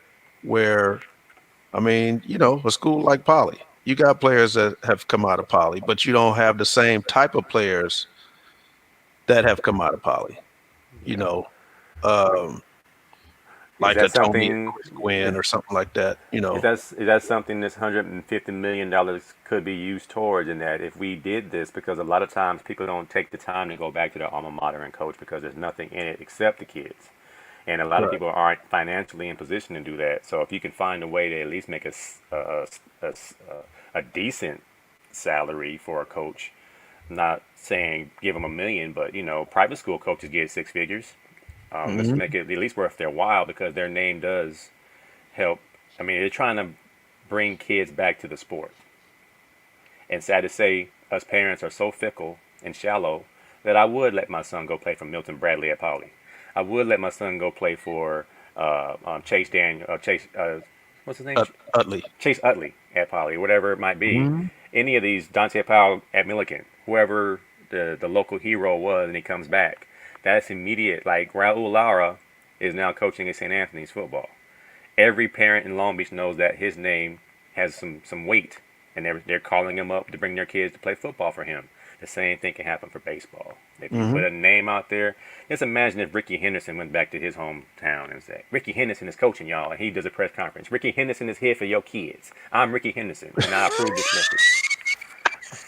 message. Sending my kid to play for Ricky Henderson. So just understand that Tony Carter's favorite player is Ricky Henderson, and Tony Carter would love to see Ricky Henderson still in baseball, but I don't know if Tony Carter believes that would be good for to have an individual who speaks in Third Third person, person. Ricky Henderson likes what you're doing. Look here, Hey, son. man. Ricky Henderson approves of how you playing. Ricky Henderson really approves how you guys are playing. But Tony Carter does approve Ricky Henderson in general. Tony Carter believes that Ricky Henderson is one of the all-time greats and is his favorite player. But Tony Carter also believes that when all is said and done, it'll probably be Mookie. So we'll go from 24 to 50. But third person Well, look at rank. Mookie Betts' travel ball basketball team. Mookie Betts, his name is on the front of the basketball team, like his Mookie Betts AAU basketball team. I want my son to play for Mookie Betts, even if it's a different sport. Hey, and I could see Zaire hearing him talking to third person one time and coming home and just saying, Zaire "Dad, wants chicken nuggets. oh my Hey, Hey, goodness, Dad, Zaire wants chicken nuggets, please. ZR needs some chicken nuggets. Zaire needs a ride to Granny's house. Zaire ain't walking nowhere. Give me a ride." Ricky was classic, man. Ricky was the Lucius Lion of baseball. Yeah, but there are different ways to grow something. I've yet to see something say, "Hey, come meet Mookie Betts at Bank of America on Wilshire." What I mean, anything like previous years, you know, the owner would tell the players, "Hey, I also own a bank. Can you come in?" I remember when my boy Mo Wiley played for the Orlando Magic. Pat Williams, the owner, he owned a bank, and he'd say, "Hey, Moreland, I'll pay you. Can you just come in and sign some autographs in front of the bank for me for about an hour?" And Moreland, Nick Anderson, the different players that Jerry Reynolds, they would go and sign some autographs for about an hour and make some thousands of dollars. But it kept the kids interested, and it's like, oh, they're reachable, and then they have a camp after that, and the camps fill up. You got to have the players reachable to the kids instead of just sending them to St. Jude's or telling them to give to McDonald's charities and whatever. You got to make them reachable to the kids who know them from wherever. Like Cobbs was saying, when Dante Powell comes into Long Beach, he's here. He's reachable. People can access him, and that goes a long way for kids wanting to grow up and do that, because they can ask him questions. And if somebody could ask Justin Turner questions, it would drive up their want to participate in the sport. But baseball, it needs to be marketed better to black children, and the WNBA needs to be marketed much better. Those are two places where we need better marketing for our next generation. Amen. Dope. I'm with it. We done with baseball? Yeah. Yeah, we probably gonna have to talk about I got a brand new baseball bat in the garage. My son quit as soon as I bought it. Damn. The thing cost like $800. Damn. we probably should dig into this Richard Sherman thing, man. All right, let me just say this real quick. U.S. women's national team. I don't know if you guys know this, so I need to bring it to light, since we care when there are black people. This is Kristen Press. She's number 23 on the national team. She's black, in case you guys didn't know. Just wanted you to know, okay? So Crystal Dunn and Kristen Press both start. But Crystal Dunn is, I don't know how to spell her name. Crystal Dunn is black. But you might not have known that Kristen Press was black. So I just wanted you guys to know. I need to see her edges curl up a little bit. Her edges ain't curling up yet. I need to see them. I need to see them edges curl up. Yeah, go back to her. I need to see the kitchen or the edges. She might be a dot. Oh my goodness! She's not a top pick. Just stop. All right. Look at me. I'm trying to do something, and this dude, she might I need to. Hey man, the edges or the kitchen. listen. Something has to curl Kristen, up. Kristen Press. There are only two in the starting lineup. Those are the Hey, two. All right. So boom. she, Welcome back. Welcome back. Softball should win a gold medal, and then U.S. Women's National Team for soccer should also win a gold medal. Stephen A. Smith went on whatever show he was on, First Take, I guess, and he been messed said up. some things about Otani. I don't really want to get into it now. I want to get off of baseball. But in the same episode, he belittled the Nigerian, the victorious Nigerian basketball team. He berated them and made fun of their name and came back and apologized to Otani and the Asian community, but then had to be prompted to apologize to the Nigerian basketball team and Nigerians abroad, even though it was in the same episode. So that was really interesting. But he did ultimately apologize for all that he did on that show. I don't know that it's enough. I don't know that he understands, why that was so detrimental to the Nigerian team. But he always tells us that he's black, and we know that he's black. But that was bad what he did with the Nigerians. Like, okay, you didn't think they should have beaten the U.S. team, then the U.S. team should have won. But they did beat them, and for you to make fun of their names was just absolutely ridiculous. I think I missed this. Elaine was saying something about the Kings. Oh, yeah. Yeah. Yeah. And that's a great point that she made too. Mm-hmm. They do. I remember with our school district, we have the LA Kings partnership, and they come out to our campuses and do after school every day. It felt like, and them kids out there playing hockey. Now they want to play. Really. Well, when Gretzky was here, it exploded, and they made sure that they marketed hockey in the Los Angeles area. I mean, like I had never seen hockey arenas around Long Beach, and now they're 2 or 3.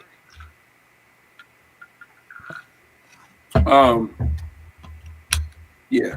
All right. Richard Sherman, Rod.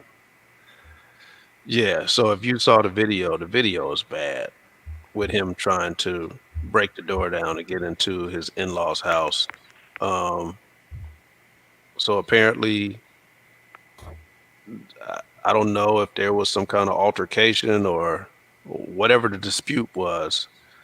He went to his in-laws' house. His wife was there, and she called 911, said he was drunk and that he was threatening to kill himself, and that he was getting physical with her uncle, I guess. Everybody. And so I hate when they do this, but they released the video of him trying to break through the door to get in the house. And it looks bad. And someone asked me yesterday, did I think that it was because of CTE, and I couldn't answer that question. I don't know. Because apparently there's not much I know about Richard Sherman besides, when you put somebody out there like Crabtree, shut him down. He's already tabbed as a very aggressive person. Right. So, I know he's a talker. I know he gets loud and he's opinionated or whatever. I didn't know he was a drinker. So his wife said that he was drunk. I don't know what Richard Sherman's drunk looks like. So I can't say yay or nay on that. He didn't sound drunk. He didn't appear to stumble or have any signs where he was heavily intoxicated. But I didn't know he could hit that hard. When he rammed that door, I'm like, whoa, I guess he can bring it on the field. I've seen him cover, but I guess I didn't pay attention to his tackling. But he can bring the wood. But yeah, man, it was sad to see. I hope he gets the help he needs because that was bad, and I don't see him playing football this season. I saw Not it after too. that. I saw it too, Rodney, but I totally saw it differently. I saw a very aggressive brother under the influence of some type of substance. Because we know who Richard Sherman is. We don't know how if he was drunk or if he was high, but he did he beat somebody up? I heard he beat her mom, her dad up, something like that. But when they first said burglary and Hmm. domestic violence, something like Right, that, and then they showed the video, I'm just kind of like, well, that was pretty intense, but it was on an object. He was trying to break down the door and was unsuccessful. And right. he kept saying, well, come outside then. So yes, it's an altercation, and I believe he was under the influence. I thought he was drunk, and because we know who he is intellectually, he's a Stanford grad. I want to say I actually was a substitute teacher at Dominguez High School when he was there, because I had a very smart group of kids in an honors English class, and I had all the football players sitting in the front row, and they were an excellent bunch. I want to say he was in that bunch. I can't, for certain know that he was in that bunch, but I know I've met him once or twice.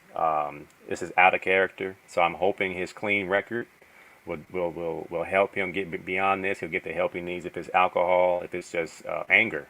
I hear he's been having some mental issues recently. You can't diagnose CTE till someone's dead, so we can't use that. And he's not a hitter. He hasn't been banging. He uses his hands a lot, so I wouldn't say it's CTE. He just might be an emotionally disturbed cat because he's angry about certain things. So we don't know. I hate that we make people guilty before proven innocent in this Hmm. society. So of course they're going to go back to how aggressive he was in that interview after that game and how he plays aggressively. He's from Compton. He has dreadlocks. Oh yeah, this is a typical of a black man. So Right. I hope it doesn't happen this way. I can see him getting past this if he gets the right people to help him out. But I was not. I wasn't floored by the video. I said, okay, yeah, he was mad. He was trying to break in the door. He was unsuccessful.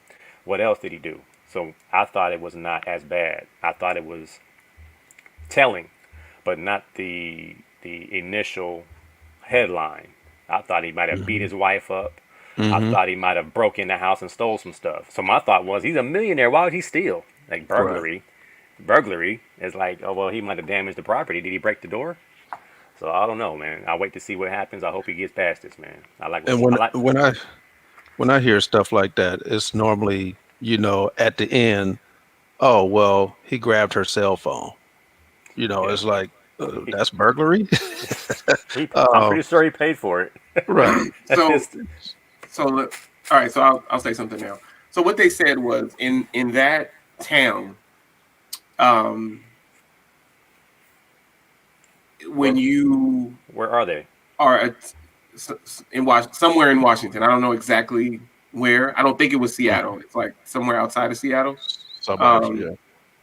you want to look that up while I'm talking, right? In that town, burglary, the way that it's structured, it's burglary if you are intending to enter a premises to commit a crime, even if you're not trying to steal anything. So if you're unlawfully um, trying to enter a place, it's automatically burglary, even if you're not trying to steal. So they did make that clear, like they had to call it burglary because that's what their statute calls for. I also want to point out what Ashley Moss said, his wife. At this time, we're going to make no statements except he didn't harm anybody. My kids were not harmed in the incident. He's a good person, and this is not his character. We're doing all right, just trying to get him out. I want people to know no one was injured. So I hear a lot of speculation about altercations and all of that, but unless you guys have heard something else, yeah, Belmont, um, I'm going by what his wife said. Like he Hmm. didn't harm anyone, Yeah. and no one was injured other than the minor injuries between Richard Sherman and the cops with the little tussle at the end, the whole no harm, no foul situation. Um, but I You know there's see, a lot of speculation about, this and that about, violence, but it seemed like the main thing was him on the door. is it a crime to fight? Is it a crime to fight somebody that wants to fight you, like a fair one? like he wanted to fight the dad, right? He was like, "Come outside so we can fight." Had the police. Was it the dad or the uncle? It was a man in the I family. wasn't sure It was a because there man were in the several family. people in the house. She said Right. the wife said on the 911 call that he got physical with someone in her family. That happens at every And cookout. I need to know and the more. 911 caller says, "Well, do you mean physical or did he beat up someone?" And she was kind of going back and forth. And then they started getting into it. The 911 caller was the 911 dispatch operator. It was kind of Terrible. like she was clueless. And that's where the She context comes in, man. Our cultures are different. Like a family dispute between uncles can get a little physical.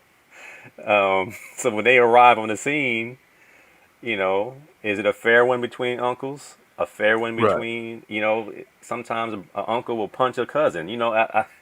A cousin will punch another cousin. You call the authorities, you run the risk, man. So it's a tough situation. Sometimes this stuff, keep it in house if you can, because now look at the charges that came out. Like they've been lessened, I believe. They've been lowered because is that why he was not allowed bail? The initial charges. Yeah, so what they said was anytime that there's burglary, you can't just get bailed out. You have to see a judge in Redmond, Washington. So they I think that they explained all this just to show like things are not what they things are not necessarily how they appear. right, He's being charged with burglary just because of the way that the statute is written. He is being held without bail just because everyone is held without bail until they see a judge because of the way that they have things structured there. You have to see a judge. And so yeah, and it's Redmond, Washington. And it's a Seattle suburb essentially. yeah.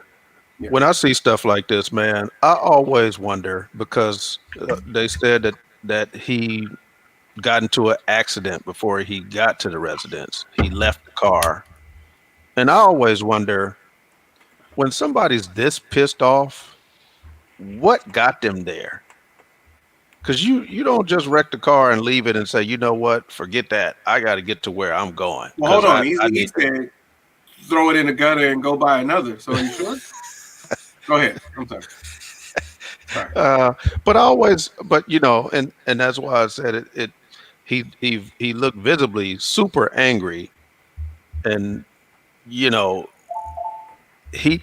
She said he had a bottle of vodka and a bottle of Hennessy, and that just to me didn't look like he had two bottles. It looked now he. If I had to guess, I would have said maybe he was high on something, Yeah, not drunk. Uh, he was but intoxicated on something. yeah, but That was a shoot, mean. That's a mean spades game. If he was that mad, like somebody reneged, uh, somebody did something. right. Oh, Played a domino bogus or what? Something. somebody, somebody did something. Somebody said maybe somebody was late somebody was late. And you know what? I to mean, the podcast. just thinking about Don't show up to the podcast. the wife with talking to the dispatcher. Um, like there are cultural differences there. Oh yeah, You know, she's saying, "Hey, look, you need to get a police officer over here right now." When we they, say that, it's real. yeah. But Like the danger Uncle Elroy is is about to on cut one. this fool. But You about to hurt? what's dangerous about that in today's society is they could come with armed with guns blazing. We got a And 6'3", yeah, 205-pound cornerback from the NFL. We can't control him, or we'll come control him. Pop, right. pop. And she kept saying, he's not armed. He's not armed. He doesn't have any weapons. They gonna still So, come shooting. right. But well, we didn't hear that part. That's why it's um, dangerous. And please, that's my closeout early. Don't call the police if you don't have to. If you have to call them, please call yeah. Smitty and Hoppy. call your call your friends to come down there like Sanford and Son. They'll come and listen to you. Yeah. It Shoot. just it was just all strange to me. And I just wonder, because I mean, like we were saying before, with a black household, you don't know what's going on. Somebody could been behind that door, fat mouthing. There's always one of those who's super tough behind the door. Like, yeah, you lucky Yeah, I man, I'm can't get out on there the to you. podcast. And he's like, well, come on out. Yeah. I mean, The little boy we said, don't "Pull know. up on me, pull up on me, pull up Right. on me." So Pull up. I'm anxious to kind of hear how that's going to see how that's going to play out. Cause I just, like I said, I guess I don't know anything about him to know his personality and how he rolls. And he doesn't even look like a Hennessy drinker to me. He looked like one of them dudes that sit in a restaurant and drink a glass of wine with two fingers. Oh wow. Uh, you know, uh, so I don't know. We'll see what happens. But it was just sad to hear. And now he's on the back end of his career. He was waiting to see where he wanted to sign and all that kind of stuff. So Well, who signs the guys that have a little problem with the law? Raiders, Cowboys, Bengals. Those are this is spots. true. Those are spots. Um, The Raiders need him. got to ready? Let's go. Let it run. Play it. Now under control. Then wrap my 6-4 around the telephone pole. I looked at my car and I feel so good. I throw it in the gutter and go by. All right. I just had He was so quiet for about 2 or 3 minutes. I knew he He was had to up find to that something. track. He had I to go knew he find was up that. to something. DJ AC from LA. Oh man. Yeah, he giving us all the music today. Oh man. And you already know what we're closing out with. All right.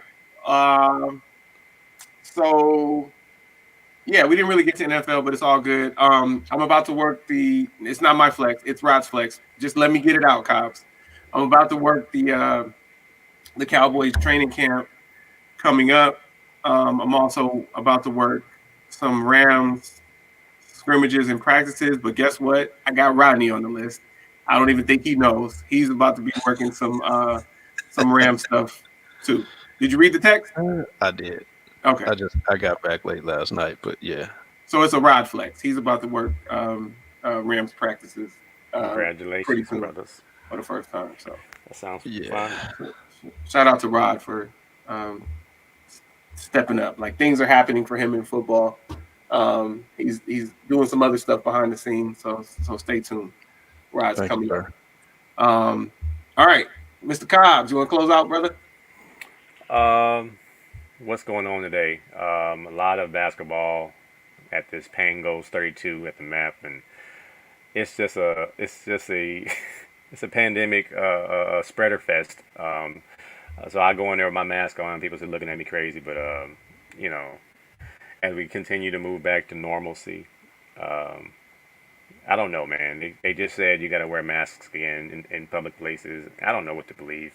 So everybody just take care of yourself, take care of each other, and have as much enjoyment as you can. I just tried to start watching Space Jam last night.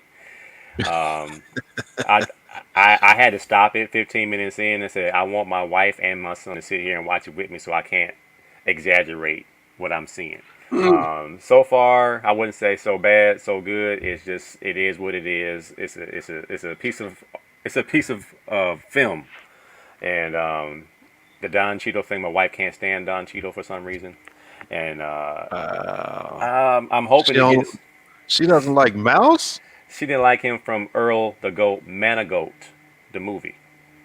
So she's not like Don Cheadle ever since. So she's like, I love LeBron, but I hate Don Cheadle, so I'm gonna be torn watching this movie. Wow. So, but but yeah, we go sit and have some time together watching that. But today we'll be at the map watching basketball. My son's playing with a new team, so spend time with your fam.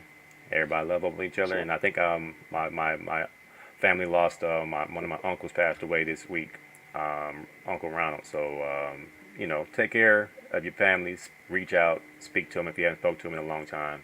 Everybody be good. And we'll see y'all next time. Peace out. Blessings. I'm out. Rest in peace to your Uncle Ronald. Thank you. Joy Washington Cobbs. I'm a fan, but boy, does she have this one completely backwards. Hate is a strong word, so I wouldn't say I hate LeBron, But in that mix, I love Don Cheadle and don't care about LeBron. Like, it's completely opposite of her. Wow. Don Cheadle is, I don't know him personally, but when you talk about legendary actors, he is that. LeBron ain't. LeBron isn't. All right. Go ahead, Rod. Yeah, I don't know, Joy. The Mouse from Devil in the Blue Dress, it's hard to hate him. He was Rocket from Colors. Rocket from Colors. So many roles. Don Cheadle. Listen. What am I watching right now? Rocket Don't Smoke. Black Monday. Like, he's great. Hotel Rwanda. Like, he's amazing. Yeah, that he killed it with that one. House of Lies. It goes on. And like that you one should have said, been an Academy Award. She's still mad at him taking over War Machine over Terrence Howard. She was still hot. She was like, wait a minute. I thought the War Machine was Terrence Howard. Why is this dude playing War Machine? Let me ask you something real quick. I guess I can ask either one of you or both of you. How did it go with Sierra Canyon on campus the other day? What do you mean? They were at Poly. Oh, I didn't know. Oh, they got their heads beat in. I think Poly handled them boys. From what I saw. Was it 7-on-7? It was just. Or was it like a t-shirts and shorts? Okay. Pushing them. Because originally we had some officials going to work it, and then they were like, nope, the NFL's gonna do it. Like, oh, yeah, that's cute. All right, Rod, close out. Ooh, man, long week for me, but I was glad to be back home, man. I was tired of just walking in the gym every 5 minutes and then back in the classroom. I love it, but it's work. Training for these conferences and all that kind of stuff. But the film review is great. I mean, like I said before, I wish fans could like see a referee film breakdown. And that play that we watched earlier is a perfect example. You know, the first thing we start to look at is where's the position of the official to make the call. That's like step one. And then who should make the call? Who should have a cadence whistle if they don't make the call? Just it's all kinds of stuff that goes into it. And it's a science to it. But it's fun, you know. And you can go play by play from a game and see things about a play that you just would have never picked up on until you just broke down that particular play, and you're like, wow, that's crazy. So yeah, excited about what this year is bringing. Waiting to ship my son off to Baltimore. Happy and sad at the same time because that's my road dog. But he's taking his vaccines to live in the dormitories, and it's not far away. He's only about 3 to 4 weeks away, and he's out of here. And then there were 2. So yeah, just we're gonna take him out tonight and take him out to eat and celebrate his accomplishments. And I'm gonna make sure I watch the game and probably rewatch it to see what I didn't see the first time, like I normally do, and just try to relax and enjoy the rest of this week. So everyone out there, be safe. I also have a funeral to go to this week. Older cousin passed away. He had cancer. So as Cobb said, love on your family, your loved ones, your friends. Tell them you love them. Give them a hug. Don't take life for granted. That's all I can say. Don't take life for granted. I see so many crazy things going on. Someone stole a furniture-sized truck a couple nights ago, flying down Atlantic all through the neighborhood with no regards for life. I guess he was on the run from the police or something, and he's just tearing up. It was trash day, so he was tearing up people's trash cans, and he didn't even have his lights on in the truck. I mean, like, you could tell that this was not his thing, driving a big truck like that, and he just didn't care. He was just trying to get away. And I was thinking, oh my God, when I saw him going towards like Willow Street, which is, Atlantic is a busy street. Willow is a busy street. He's running red lights. He's running stop signs, flying, and I'm thinking, please don't have a child or someone walking in the street to cross when this clown is just, acting a complete fool.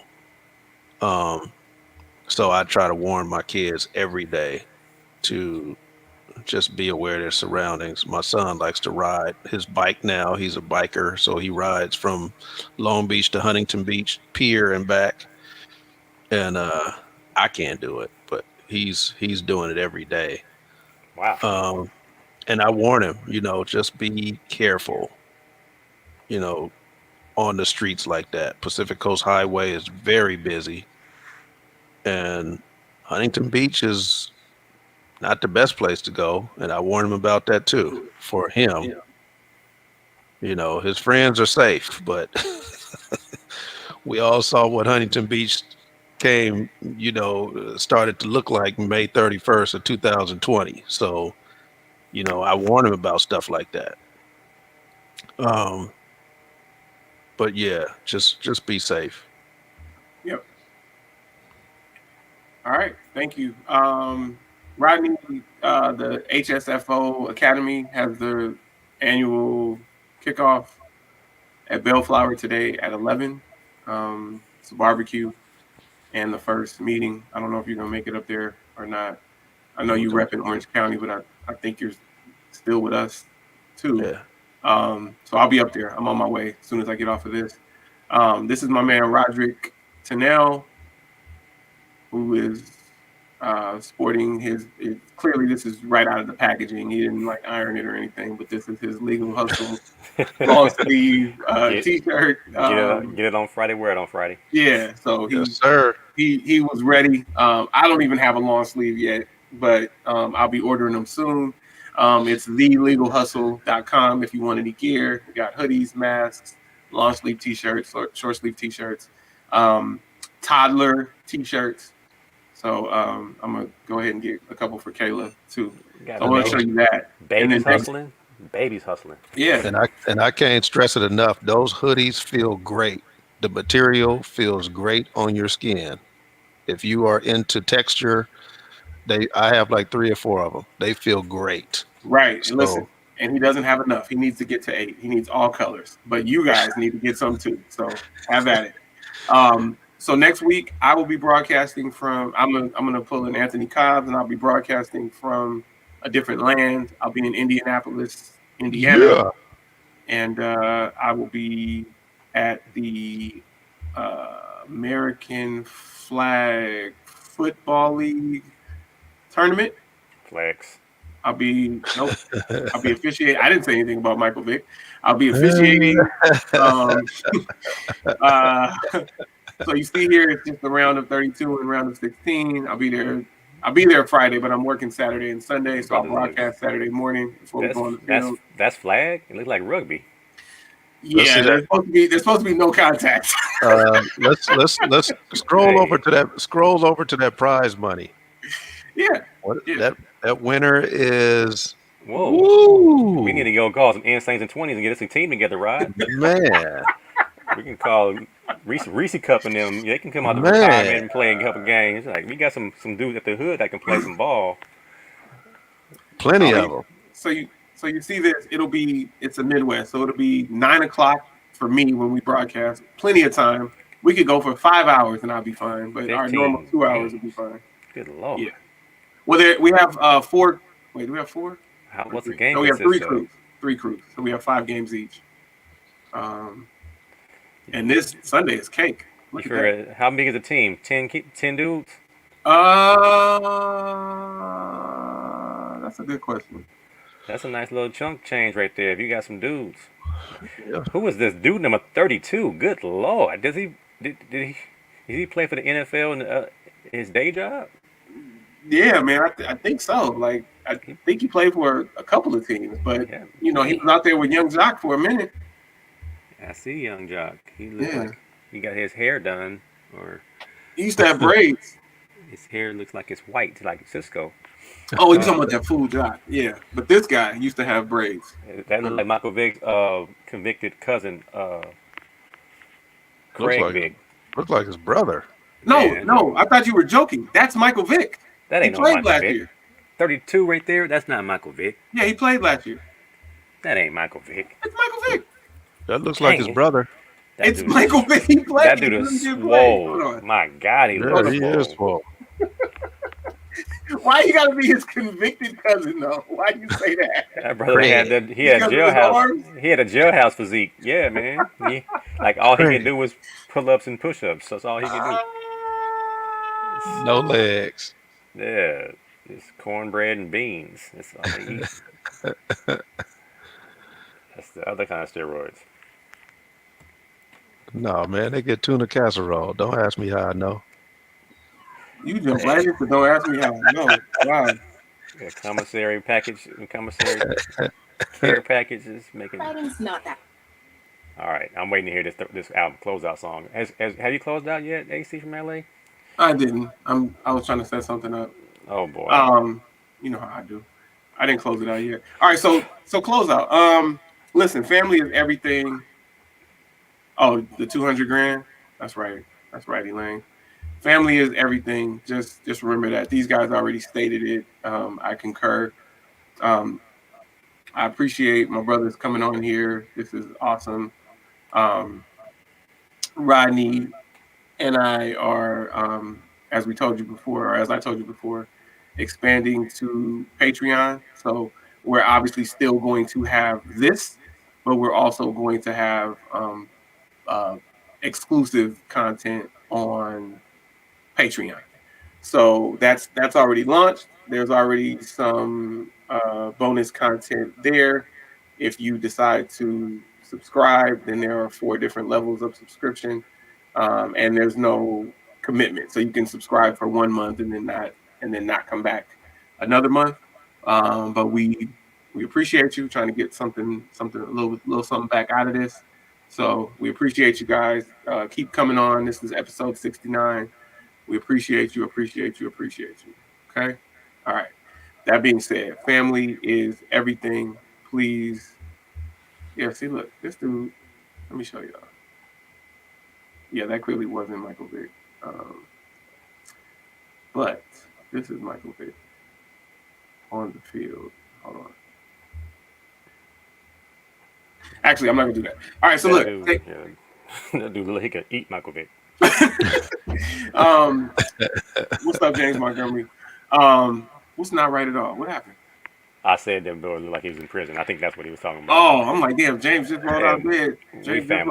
I didn't mean it that way, Big James. I'm sorry, Big James. My dad was in prison my whole life, so I know what dudes in prison look like. So he reminds me of my dad's friends.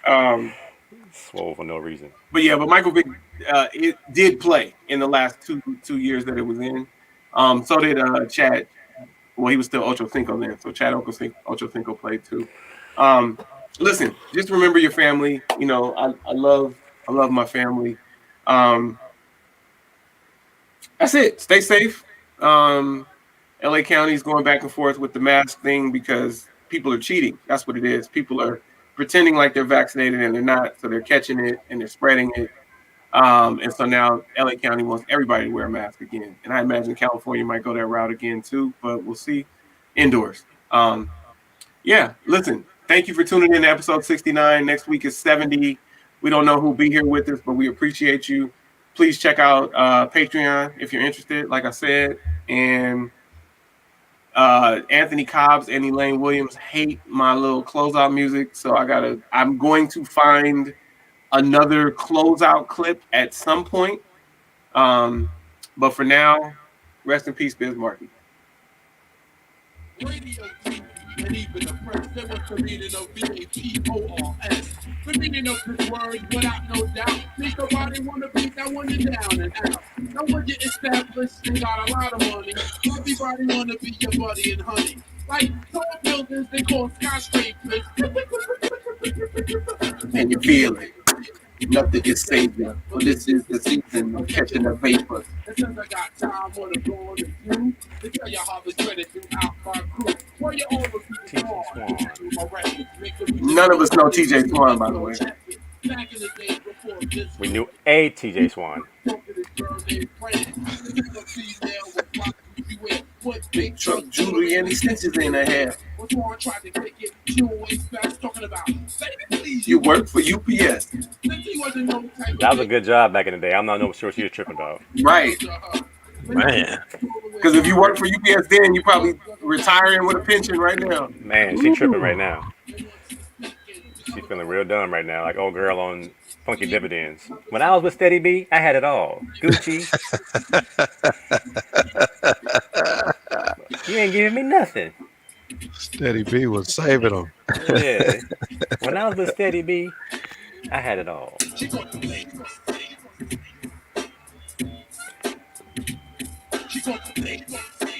How could you not like Biz? Biz was the man.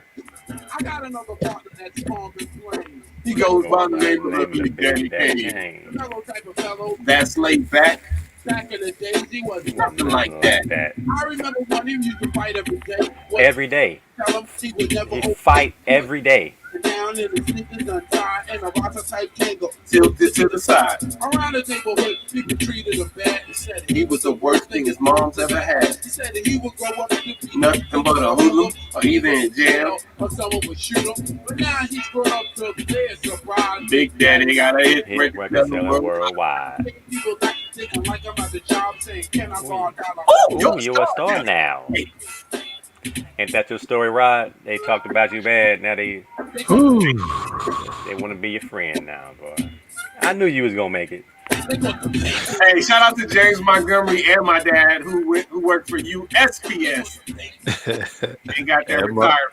That's right. and my James, brother. my dad. Now I got a cousin by the name of Rodney. Better known as Cool V. Cool V. He cut, scratch, transforms with finesse. And all that. All that mess. I remember when he Cool first V is still on the radio with Roxanne Shante. XM 43. when it was the voice on it said, Does anybody else get irritated by Shantae's voice? on, still try on and on and on. It says like break the dawn. She still sounds like that girl from the hood. I'm Shantae. I'm Shantae. Man, from 83.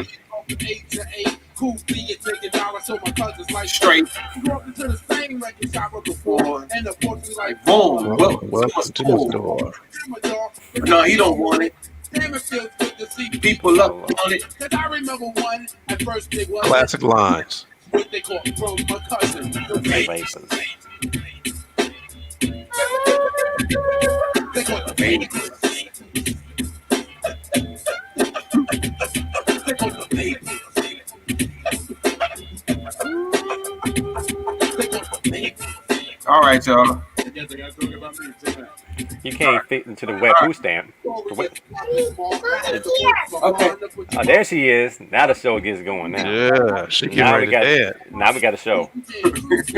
So true and overseas, I said, can I be down camp? They said, no one treated me like a Wet food stamp. After getting rejected, I was very depressed. Sat and wrote some death Doodle rhymes. When I used to come to parties, they make me pay. What have to beg to get on the mic and rap? That day. I was never into girls, I was just That was into just to my music. I wanted to keep instead of trying to use it. But now things switch without belief. Your biz, do you remember these Noble Street Chief? We used to be down. But nah, we things wasn't. that happens all the time and never cease to amaze. They call it Called the vapors. Vapors. Ah, man. Shout out to Biz Marquis. Rest in peace. Shout out to Roxanne Shante and the real Roxanne. Two different people. So, He said, "Missy, work it." That's the song. oh, that's what you wanted? Okay. Oh, shit. Chris Cotton. What up? Damn. Okay. Basketball legend joining us. And we at the end. We closing out. C. Cotton. Chris Cotton was part of the crew that really got St. Monica's over the hump and did some damage there. So shout out to C. Cotton, Craig Martin. Shout out to Cleveland. Shout out, obviously, my man Al Jones. Shout out to my peoples from St. Monica. What's up, brother? Damn. That's my man. Craig Martin still fucking with me. And Chris Cotton just came on. But yeah, that was Biz Marquis. We was we were shouting him out since he passed away. So we did a moment of silence for him earlier, and then we were closing out with the Vapors. So this was an extended episode. We've been cutting it short the last couple of weeks, but we went 220 this week. Thank you so much, Anthony Cobbs, for coming on. Shout out to everybody that joined us: C. Cotton, Elaine Williams, James Montgomery, Aunt Cheryl, Nina dropped in for a minute just to say language. I don't even think she stayed because she didn't say anything about her birthday. Shout out to Roger Tanel. Shout out to my pops. Listen, shout out to everybody. Be safe. Shout out to Zaire. What up, young man? Shout out to my daughter Kayla, who just came on. Hey, we love y'all. This was episode 69 of the Collective Podcast. Thank you, Chris. Shout out to everybody. This was episode 69 of the Collective Podcast. Thank you for coming through. Next week is episode 70. We love you. We out.